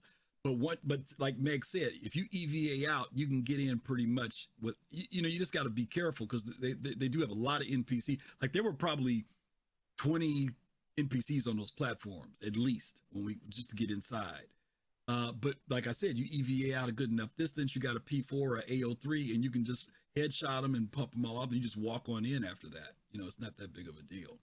So I'm just saying they need to have that capability to snipe you back, because right now they can't hit you at that range. Okay. Anyway, all right, let's move on. Meg, we're going to hit this one because we know you got some things to share about this good old moon. Daymar. Yes. Say it right. Daymar, or Stanton is a natural satellite of Crusader. It is named after one of the siblings from a tale called A Gift for Baba. The nearly circular orbit is said to represent his ease at getting lost in the story. Darnell A.J. built the first permanent homestead on Daymar in 2906. Daymar has a toxic, non-breathable nitrogen-methane atmosphere with trace amounts of hydrogen. The moon is also subject to extreme temperatures. As such, full environmental protection is an absolute necessity for surface explorers. Dust storms are a frequent occurrence close to the surface, resulting in low visibility conditions. Griffin, you missed one note, and it's an important note. Mm-hmm. It's also the home of Scooters and Mima's shop. Make sure you bring a double dog. That's very, very true. Very, very true. Daymar, I remember this. Daymar, I'm saying it. Daymar. No, I'm saying Daymar. Yes, Daymar, yeah. Daymar was the first moon that I visited. And I remember, people talk about an Armstrong moment in this game. That was my Armstrong moment. It was literally, I think I was getting 5 or 6 frames a second when I landed there. It was horrible. But it was also very cool because I remember turning around and seeing Crusader in the background. And it was just so mind-blowing to see that. And even now, it's still beautiful when you go there. And if you go there at night, it's really, really cool to see. But Daymar became popular too because it was where they put in caves at first. Yep. And what else? Meg, go ahead and talk about Daymar because you said you've got some yeah. thoughts about Daymar too. My apologies. I didn't even interrupt. You weren't interrupting. Go ahead. Oh yeah. To go off what you said. He doesn't even know he's doing it No, anymore. I am saying Daymar. I'm saying Daymar. I'm saying Daymar on purpose at this point. Go ahead. Oh, okay. No, yeah. I don't know. So you said that they added caves. I'm not sure when you're talking about, but core. What's it called? Core. What's the name of that? The closed mine. Oh, the mine that's closed. Kudre Ore. Kudre Ore. That one, the closed one.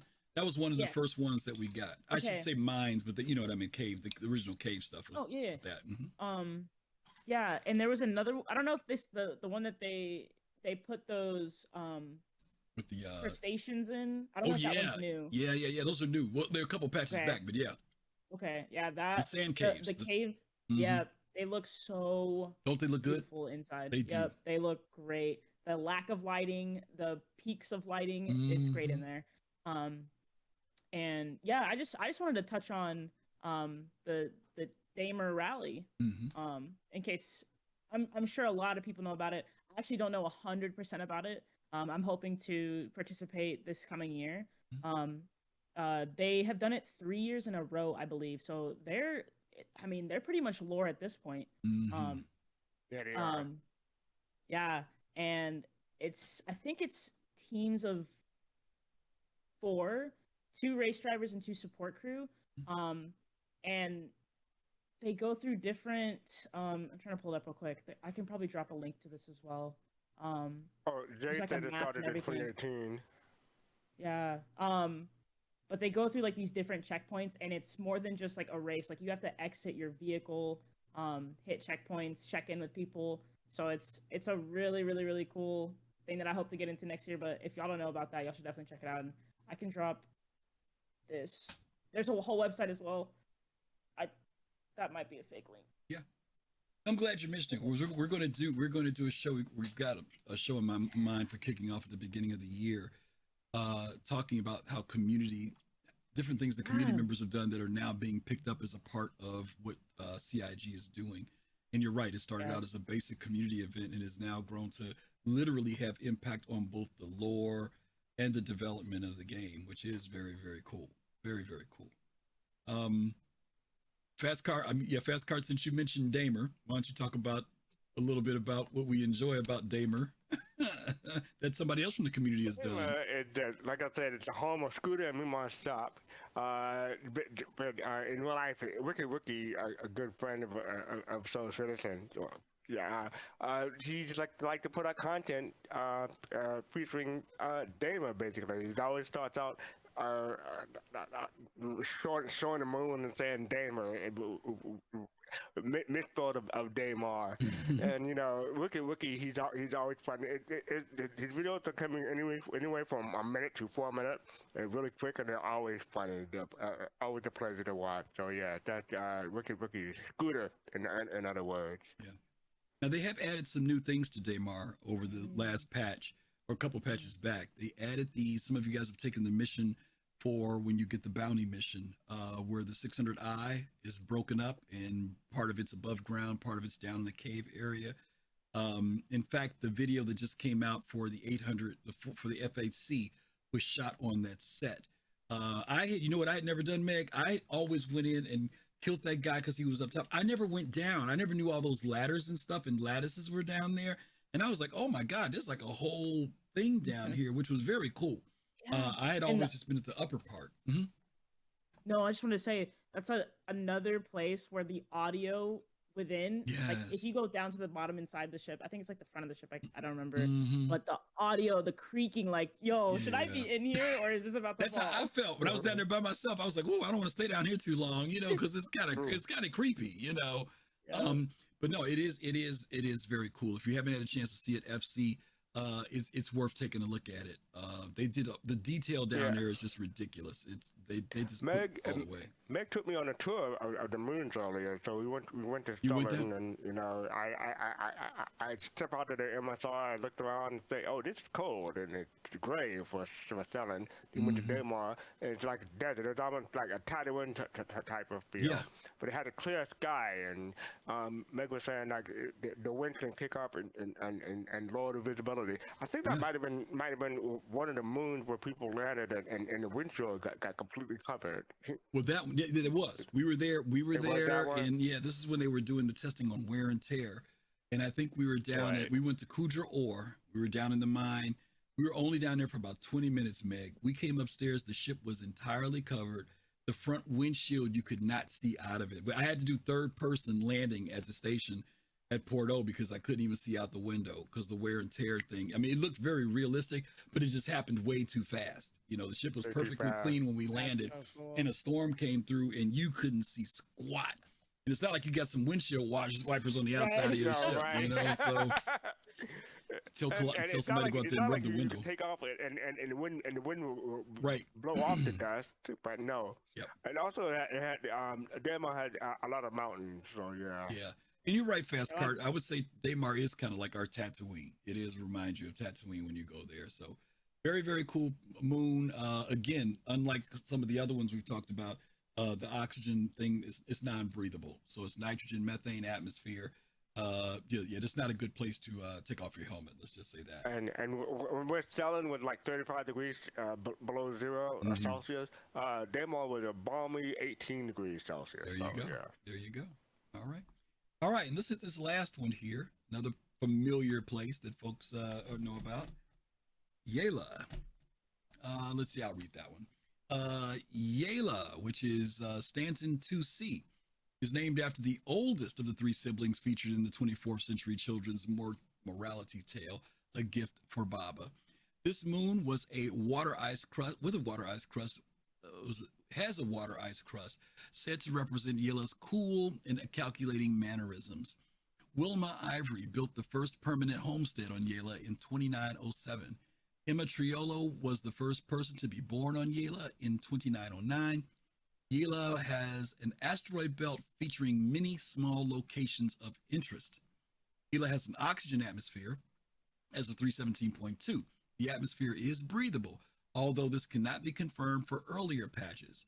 Pressure suits can replenish their oxygen supplies by extracting it from the surrounding environment. Yela was another one of the places where we used to get particularly box missions in the early days. This is where we used to all go to do box missions. The other thing that this was popular for in the early days was Jumptown. This was the original place where we would do Jumptown. And back in those days, Meg, you didn't know how to get there unless you circumnavigated and knew how to look for landmarks. There was no marker for it. You actually flew around, got to a certain point, had to spin your ship a certain way to look for a certain mountain formation.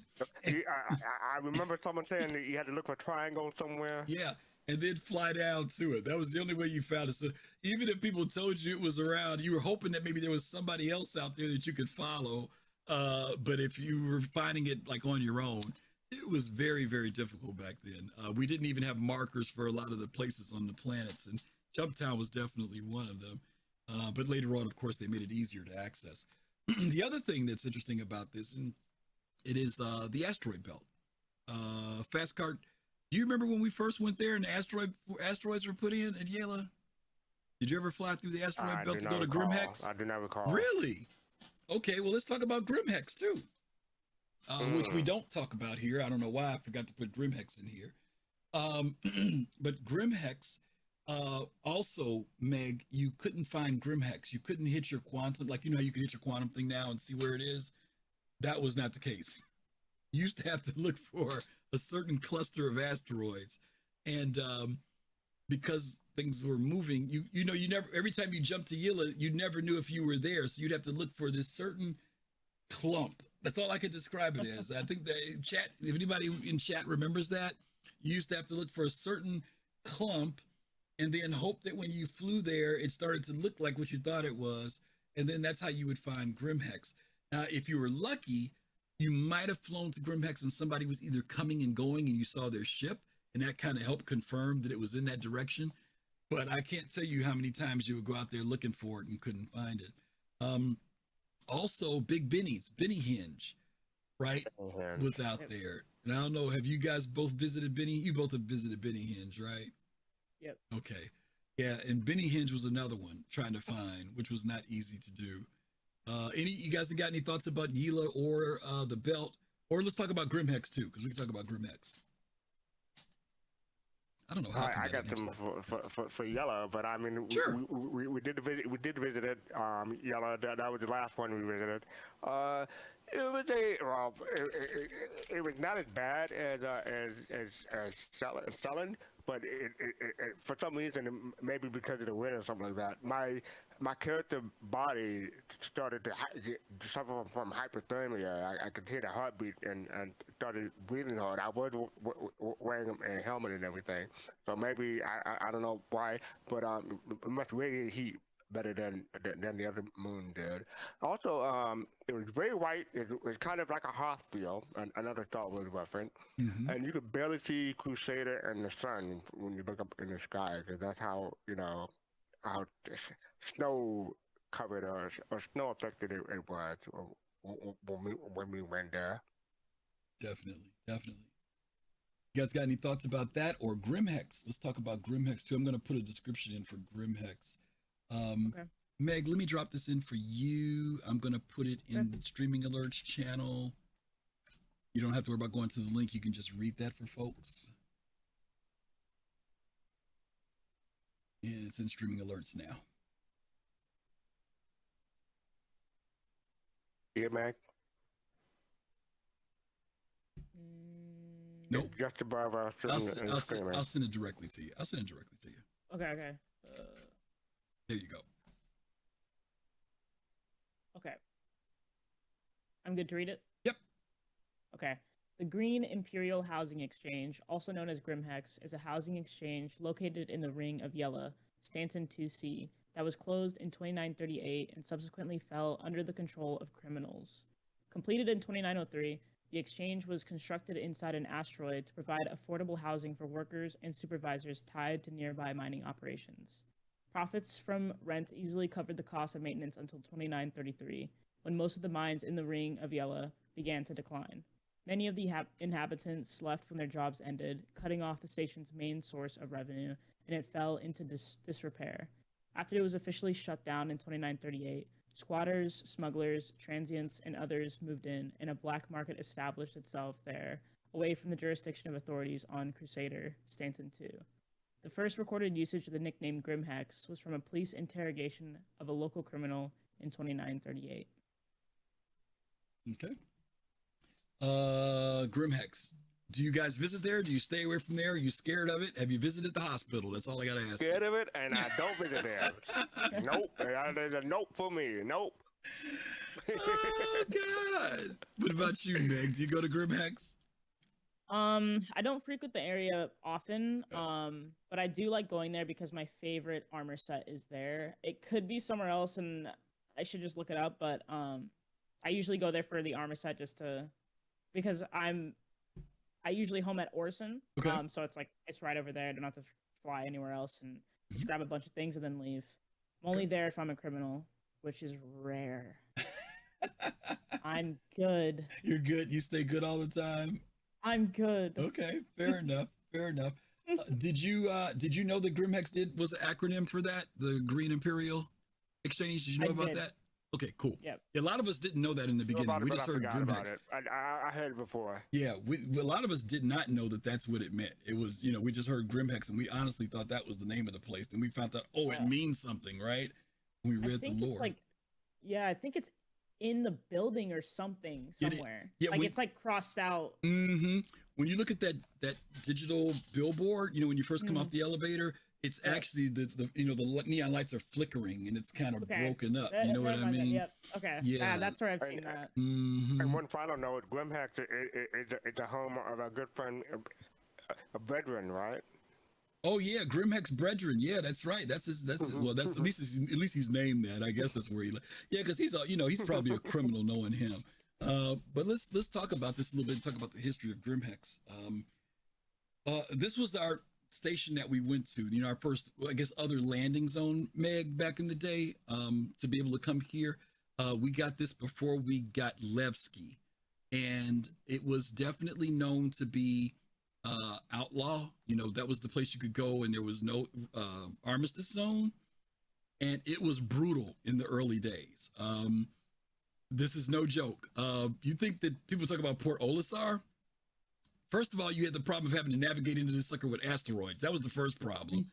Secondly, people would literally hover above this place, and when you would land and you get out your ship, they would fire on you with their guns from their ship. So you would try to run into this joint, and landing on the pad, there was no armistice, none, Meg. The armistice didn't happen until you got into the airlock. So even when you were running down those hallways and those corridors, somebody could come running out of there and kill you and shoot you too. So I don't know. Sometimes it was just extremely difficult to even get in and then when you got in the building, you would just be like, you'd hear all this shooting outside. You'd be like, I'm logging out here. I'm not even going to try to go outside. It was horrendous getting in and out of Grimhex back in the earlier days. They should bring that back. Yeah, I'm telling you, it was tough. Later on, they did make it where, but the good thing was that there was a natural thing that people who responded from the other side too, so that if they knew that there were people out there, it wasn't ganking as much as it was just free for all. Then you'd have the people out there going after the people who were free for all and other people, and then they opened up more. There was another entrance that you could EVA into, so there was a place where you could park on the side toward the rear. If you got in there, and you could EVA into Grimhex. Then they put in another area that you could in the back. I don't know if you've ever run through, when you go down to where you buy the crypto keys and stuff. Mm-hmm. If you keep going, there's an EVA area that's completely with no gravity. You go down that elevator shaft and you come out the back, which is now where the docking areas are when you go in. But before, you used to be able to hide a ship back there too. Grimhex also has another piece of history, lore history, and I can't remember the name of it. Jade, I know you're out there. If you remember it, feel free to drop it in chat. When you're facing Grimhex, some of you may know this. If you go south, I'm going to say going downward and to the left, there's a cave in that asteroid. And if you go into that cave, you will see that it looks like somebody was living in there. There is a area where there's like lamps and food in the storage area, but there's lore behind that. I'm not going to say what the lore is, but you need to look it up because there's some really cool lore about somebody who was on the criminal side, that was their hideout, and it's still there, but you have to know that it's down there. So many people just fly in and don't worry about it. Yeah, I'm not going to spoil it, Jade. Okay, thanks, Jade. Yeah, but you know what I'm talking about. There is some lore there. So if you ever want to see something that's kind of cool at Grimhex, and if you've never been there before, just go look for it. That's all I'm going to say. Just go look for it, okay? And look up the lore about that particular asteroid. Yeah, Grimhex is not a priority for me. Never be a home for me. Yeah. I'm not even going to visit. Yeah, no thank you. I'm good. Well, let's say this now. There is maybe a reason why you might go. They do have one of the coolest bar race area views. If you go into the area, have you been in there, fastcart, where the racing thing is, where the betting and stuff is? I've never been there. No, I've never been there. Oh my God! Oh, Meg, we got to take them. We got to take them. We do. You can get your beer there. They got the things up there for gambling and betting, but it's got a great view, right, Meg? I mean, it does look out into the belt and stuff. Like you make it sound like Nostradamus from the Old Republic. Yeah, it is kind of like it feels like an off-track betting place. That's what the feel of it is when you go there. So next time you go in, if you go where the weapons and armor areas is, just keep walking and you'll see it. They expanded it because before, if you haven't been there in a while, that area was closed. It's a whole new area that they opened up in there that's really, really neat. Now, the one thing I will say that scares me about Grimhex is not flying in and out, but it is the hospital. That's all I'm going to say about that. The hospital is definitely the feeling of a chop shop. That's all I want to say about their hospital. But yeah, that's Grimhex. So those of you who've gone there before, you know exactly what we're talking about. Okay. Is that it? I think that's it, right, gang? Yeah. Lagrange points. Yeah. Oh, yeah, the Lagrange points. Would you read those off real quick, Meg? Those Lagrange points for the Crusader area? Yep. Each rest and relax is owned by rest stop located in Arcourt. Wait, in Crusader System, or is that right? Wait, is that right? It should be Crusader. That was a copy and paste. Okay. Yeah, it's copy and paste. Crusader Sorry. System. Crew L1, Ambitious Dream Station, the best one. Crew L2 Station, Crew L3 Station, Crew L4 Shallow Fields, and Crew L5 Beautiful Glen Station. Okay. Now, let me tell you about Mr. Goofy. Mr. Goofy, as he was putting this show together, kept saying, man, I can't remember what the names of Crew L2 and Crew L3 are. And I sat around all day yesterday trying to remember what those station names were. So after about 5 hours of deliberating and trying to figure out what those names were and just not remembering and asking a few other people, I said, let me fly out here and see what the names of these stations are. Then I remembered the names of those stations. There are no stations at L3 and 4. There's nothing out there. There's just the Lagrange point is there, but there is no station. So yeah, I know Mr. Goofy strikes again. Yes, Zombie Pig. I know. I don't know why I didn't remember that there were no stations out there. So don't go looking for a station. In other words, if you're looking for fuel and you're running short, remember that there are no stations at Crew L3 and 4. They're just Lagrange points. Okay, there's no stations out there. So you guys remember that. Only 3 stations for Crusader: 1, 4, and 5. Meg, you said the Crew L1 is Ambitious Dream. You like going to that particular one. Is that because of the proximity to what is it about that one that you like the best? Because of the belt? What? Yeah, I like that one because of whenever Port All-Star was in and there wasn't a place to set your spawn. As a goody 2 shoes, I didn't go to Grimhex, so I went all the way to Crew L1. Yes. And also it has many things that PO didn't, which for one, the TAC-2 suppressor. So anytime I spawn there, I could just get fully kitted and run out. Yeah. So I have a question from Meg, or both of you. Now that Seraphim Station is there, is that a replacement for Crew L1, or you still go to Crew L1? I still go to, I go down to Seraphim, but yeah, I'll just go to Crew L1 to pick up like 100 suppressors and then bring them back to Seraphim. Yeah. Definitely keeping Seraphim spawn now. And Meg's point is right. People used to go there because you could, if you had to get into some shenanigans, there was a clinic there, so you could set your spawn point, which you couldn't do at Port O. So that's why a lot of people would use Crew L1. Now, there are a lot of people who like using the Lagrange stations, first of all, because there's less traffic and less people following. Like a lot of people who are into mining and stuff will use those locations because they don't have to worry about, even though there's refineries, but going into the orbital stations, there's much more traffic, much more attention. So a lot of times they'll like to just go ahead and log in and log out of those Lagrange points. Even picking strange, obscure ones like maybe L5, just because there's less people around and you don't have to worry about being harassed. It'll be interesting to see as these new gates have come in, these new stations for the jump points. I know there's going to be a natural instinct for a lot of people to say, ooh, I'm going to base it the one out by Pyro or base the one by Magnus.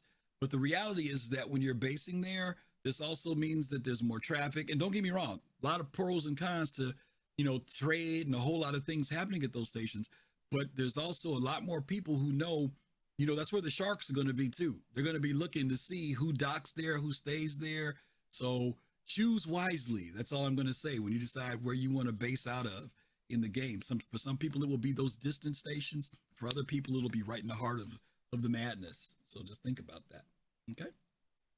Okay, well, that is all we're going to share about Crusader because we are at the top of our hour. Let me give you guys a quick update. There has been some generous giving toward St. Jude Children's Hospital.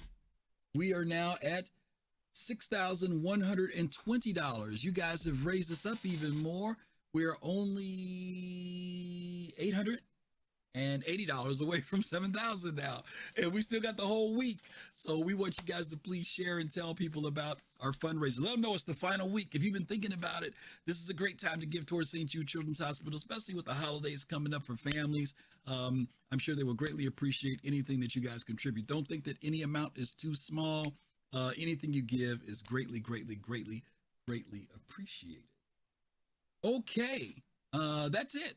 We've got some good information from fastcart and from Meg tonight. Thank you both for being here. Let's talk about what we've got coming up, because this week is a different kind of week, and we want to put both of these on the screens and tell you about them so that you will not forget. fastcart, what are you going to tell them about Thursday? There's no show on Thursday. I will be in LA. I was toying with the idea of going live for like a half hour there, but no, I'm not gonna have the equipment or setup to do anything justice wise. So Soul Talk will return the Thursday after next when I return. Hopefully, I'll be in good health. maybe what he'll do is turn on his phone and just say hi for a minute or something if he's not doing nothing. That's all I was considering. But I'm not sure. You know, just keep an eye open for us. If you all see us go live on Twitter and on Twitch and stuff, then you know that we popped in for a minute. And we are planning on popping in. We'll tell you about that in a second. But let me do my normal spiel. Soul Talk is we talk about what's going on in the community with the community. People coming into Discord and have a chat what's going on with this week on Star Citizen. We normally cover ISE and we normally cover our Star Citizen Live. So coming on in, it's always a fun time. Start Soul Talk, 9 p.m. Eastern, 1 a.m. UTC. Absolutely. And next Saturday, because that is CitizenCon weekend, like fastcart, I'm going to be in Los Angeles as well. So we will not be streaming on Thursday or Saturday. We know you guys always support us on those shows, but just so you'll know, we're going to be in Los Angeles, and we're looking forward to maybe the opportunity to talk to you guys from LA live. We've got a couple of agendas that we're going to do. Our intention is to do maybe a 30-minute recap of CitizenCon immediately after it wraps up, because our schedule is the con ends, and then there's a bar citizen on Saturday night, and then on Sunday the con ends, and then there's the VIP event. We are going to do our best to drop in at some point between the end of the con and before those events. So just know, if you want to look and see if we're on, check after the con. The issue is that Wi-Fi is not being provided to us. We don't know what Wi-Fi will be like in the Los Angeles Convention Center. If the Wi-Fi is good, the Soul team is going to come together very quickly, probably at our booth table, come on and talk to you and tell you what we saw that day. What do we think about it? Just our initial first reactions.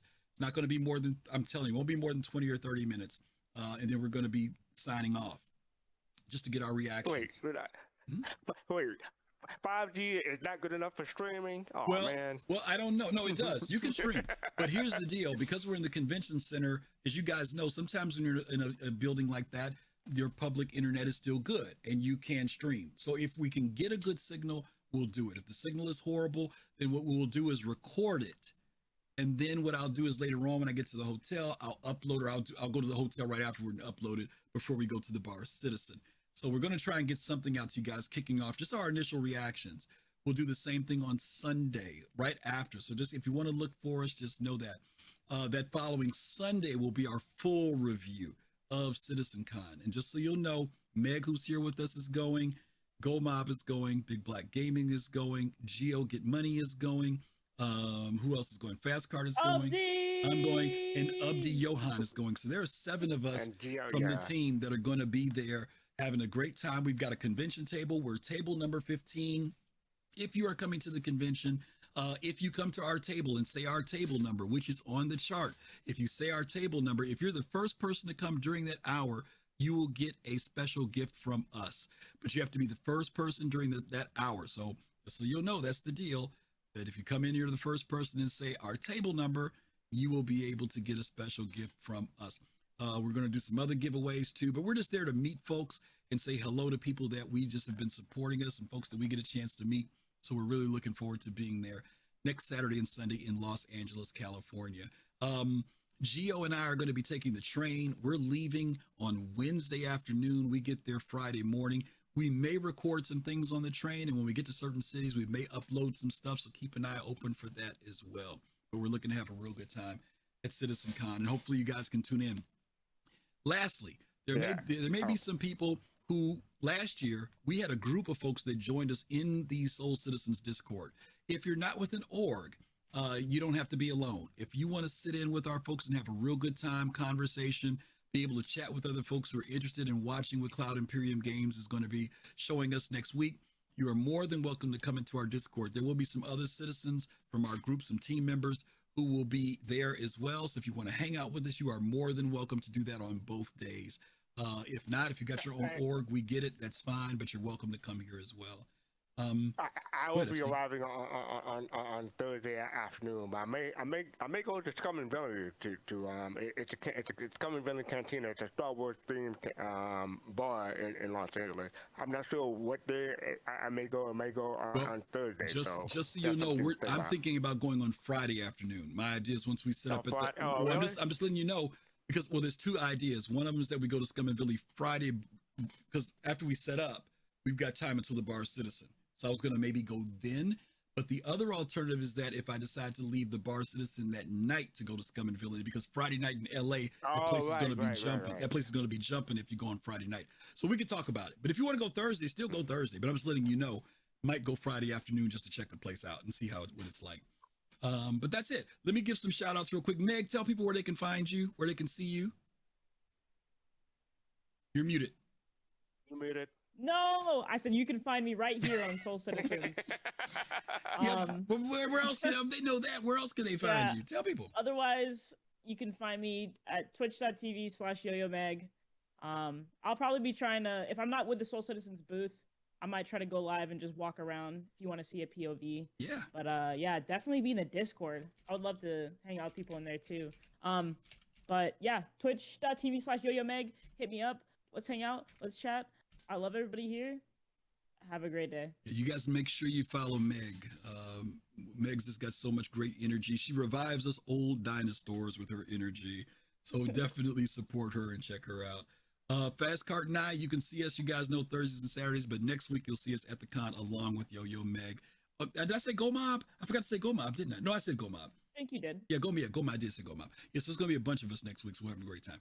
All right, listen, hopefully we'll see you guys in LA. If not, we'll see you in the channel. If not, we'll see you the following week. As always, we appreciate all the support that you guys have done. You all are fabulous. We love all of you for being here and supporting us.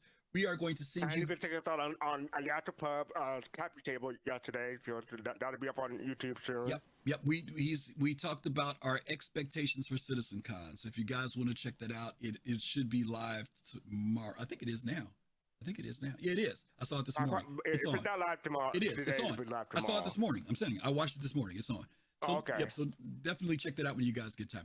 We're going to send you guys over to Sigelian, the Pizza King. Sigelian's going to be at the con too as well. Give him a shout out. Let him follow him if you love him. He's a great guy. And again, take care of yourself. Stay safe. Peace, love, and soul. We'll see you soon. Ciao.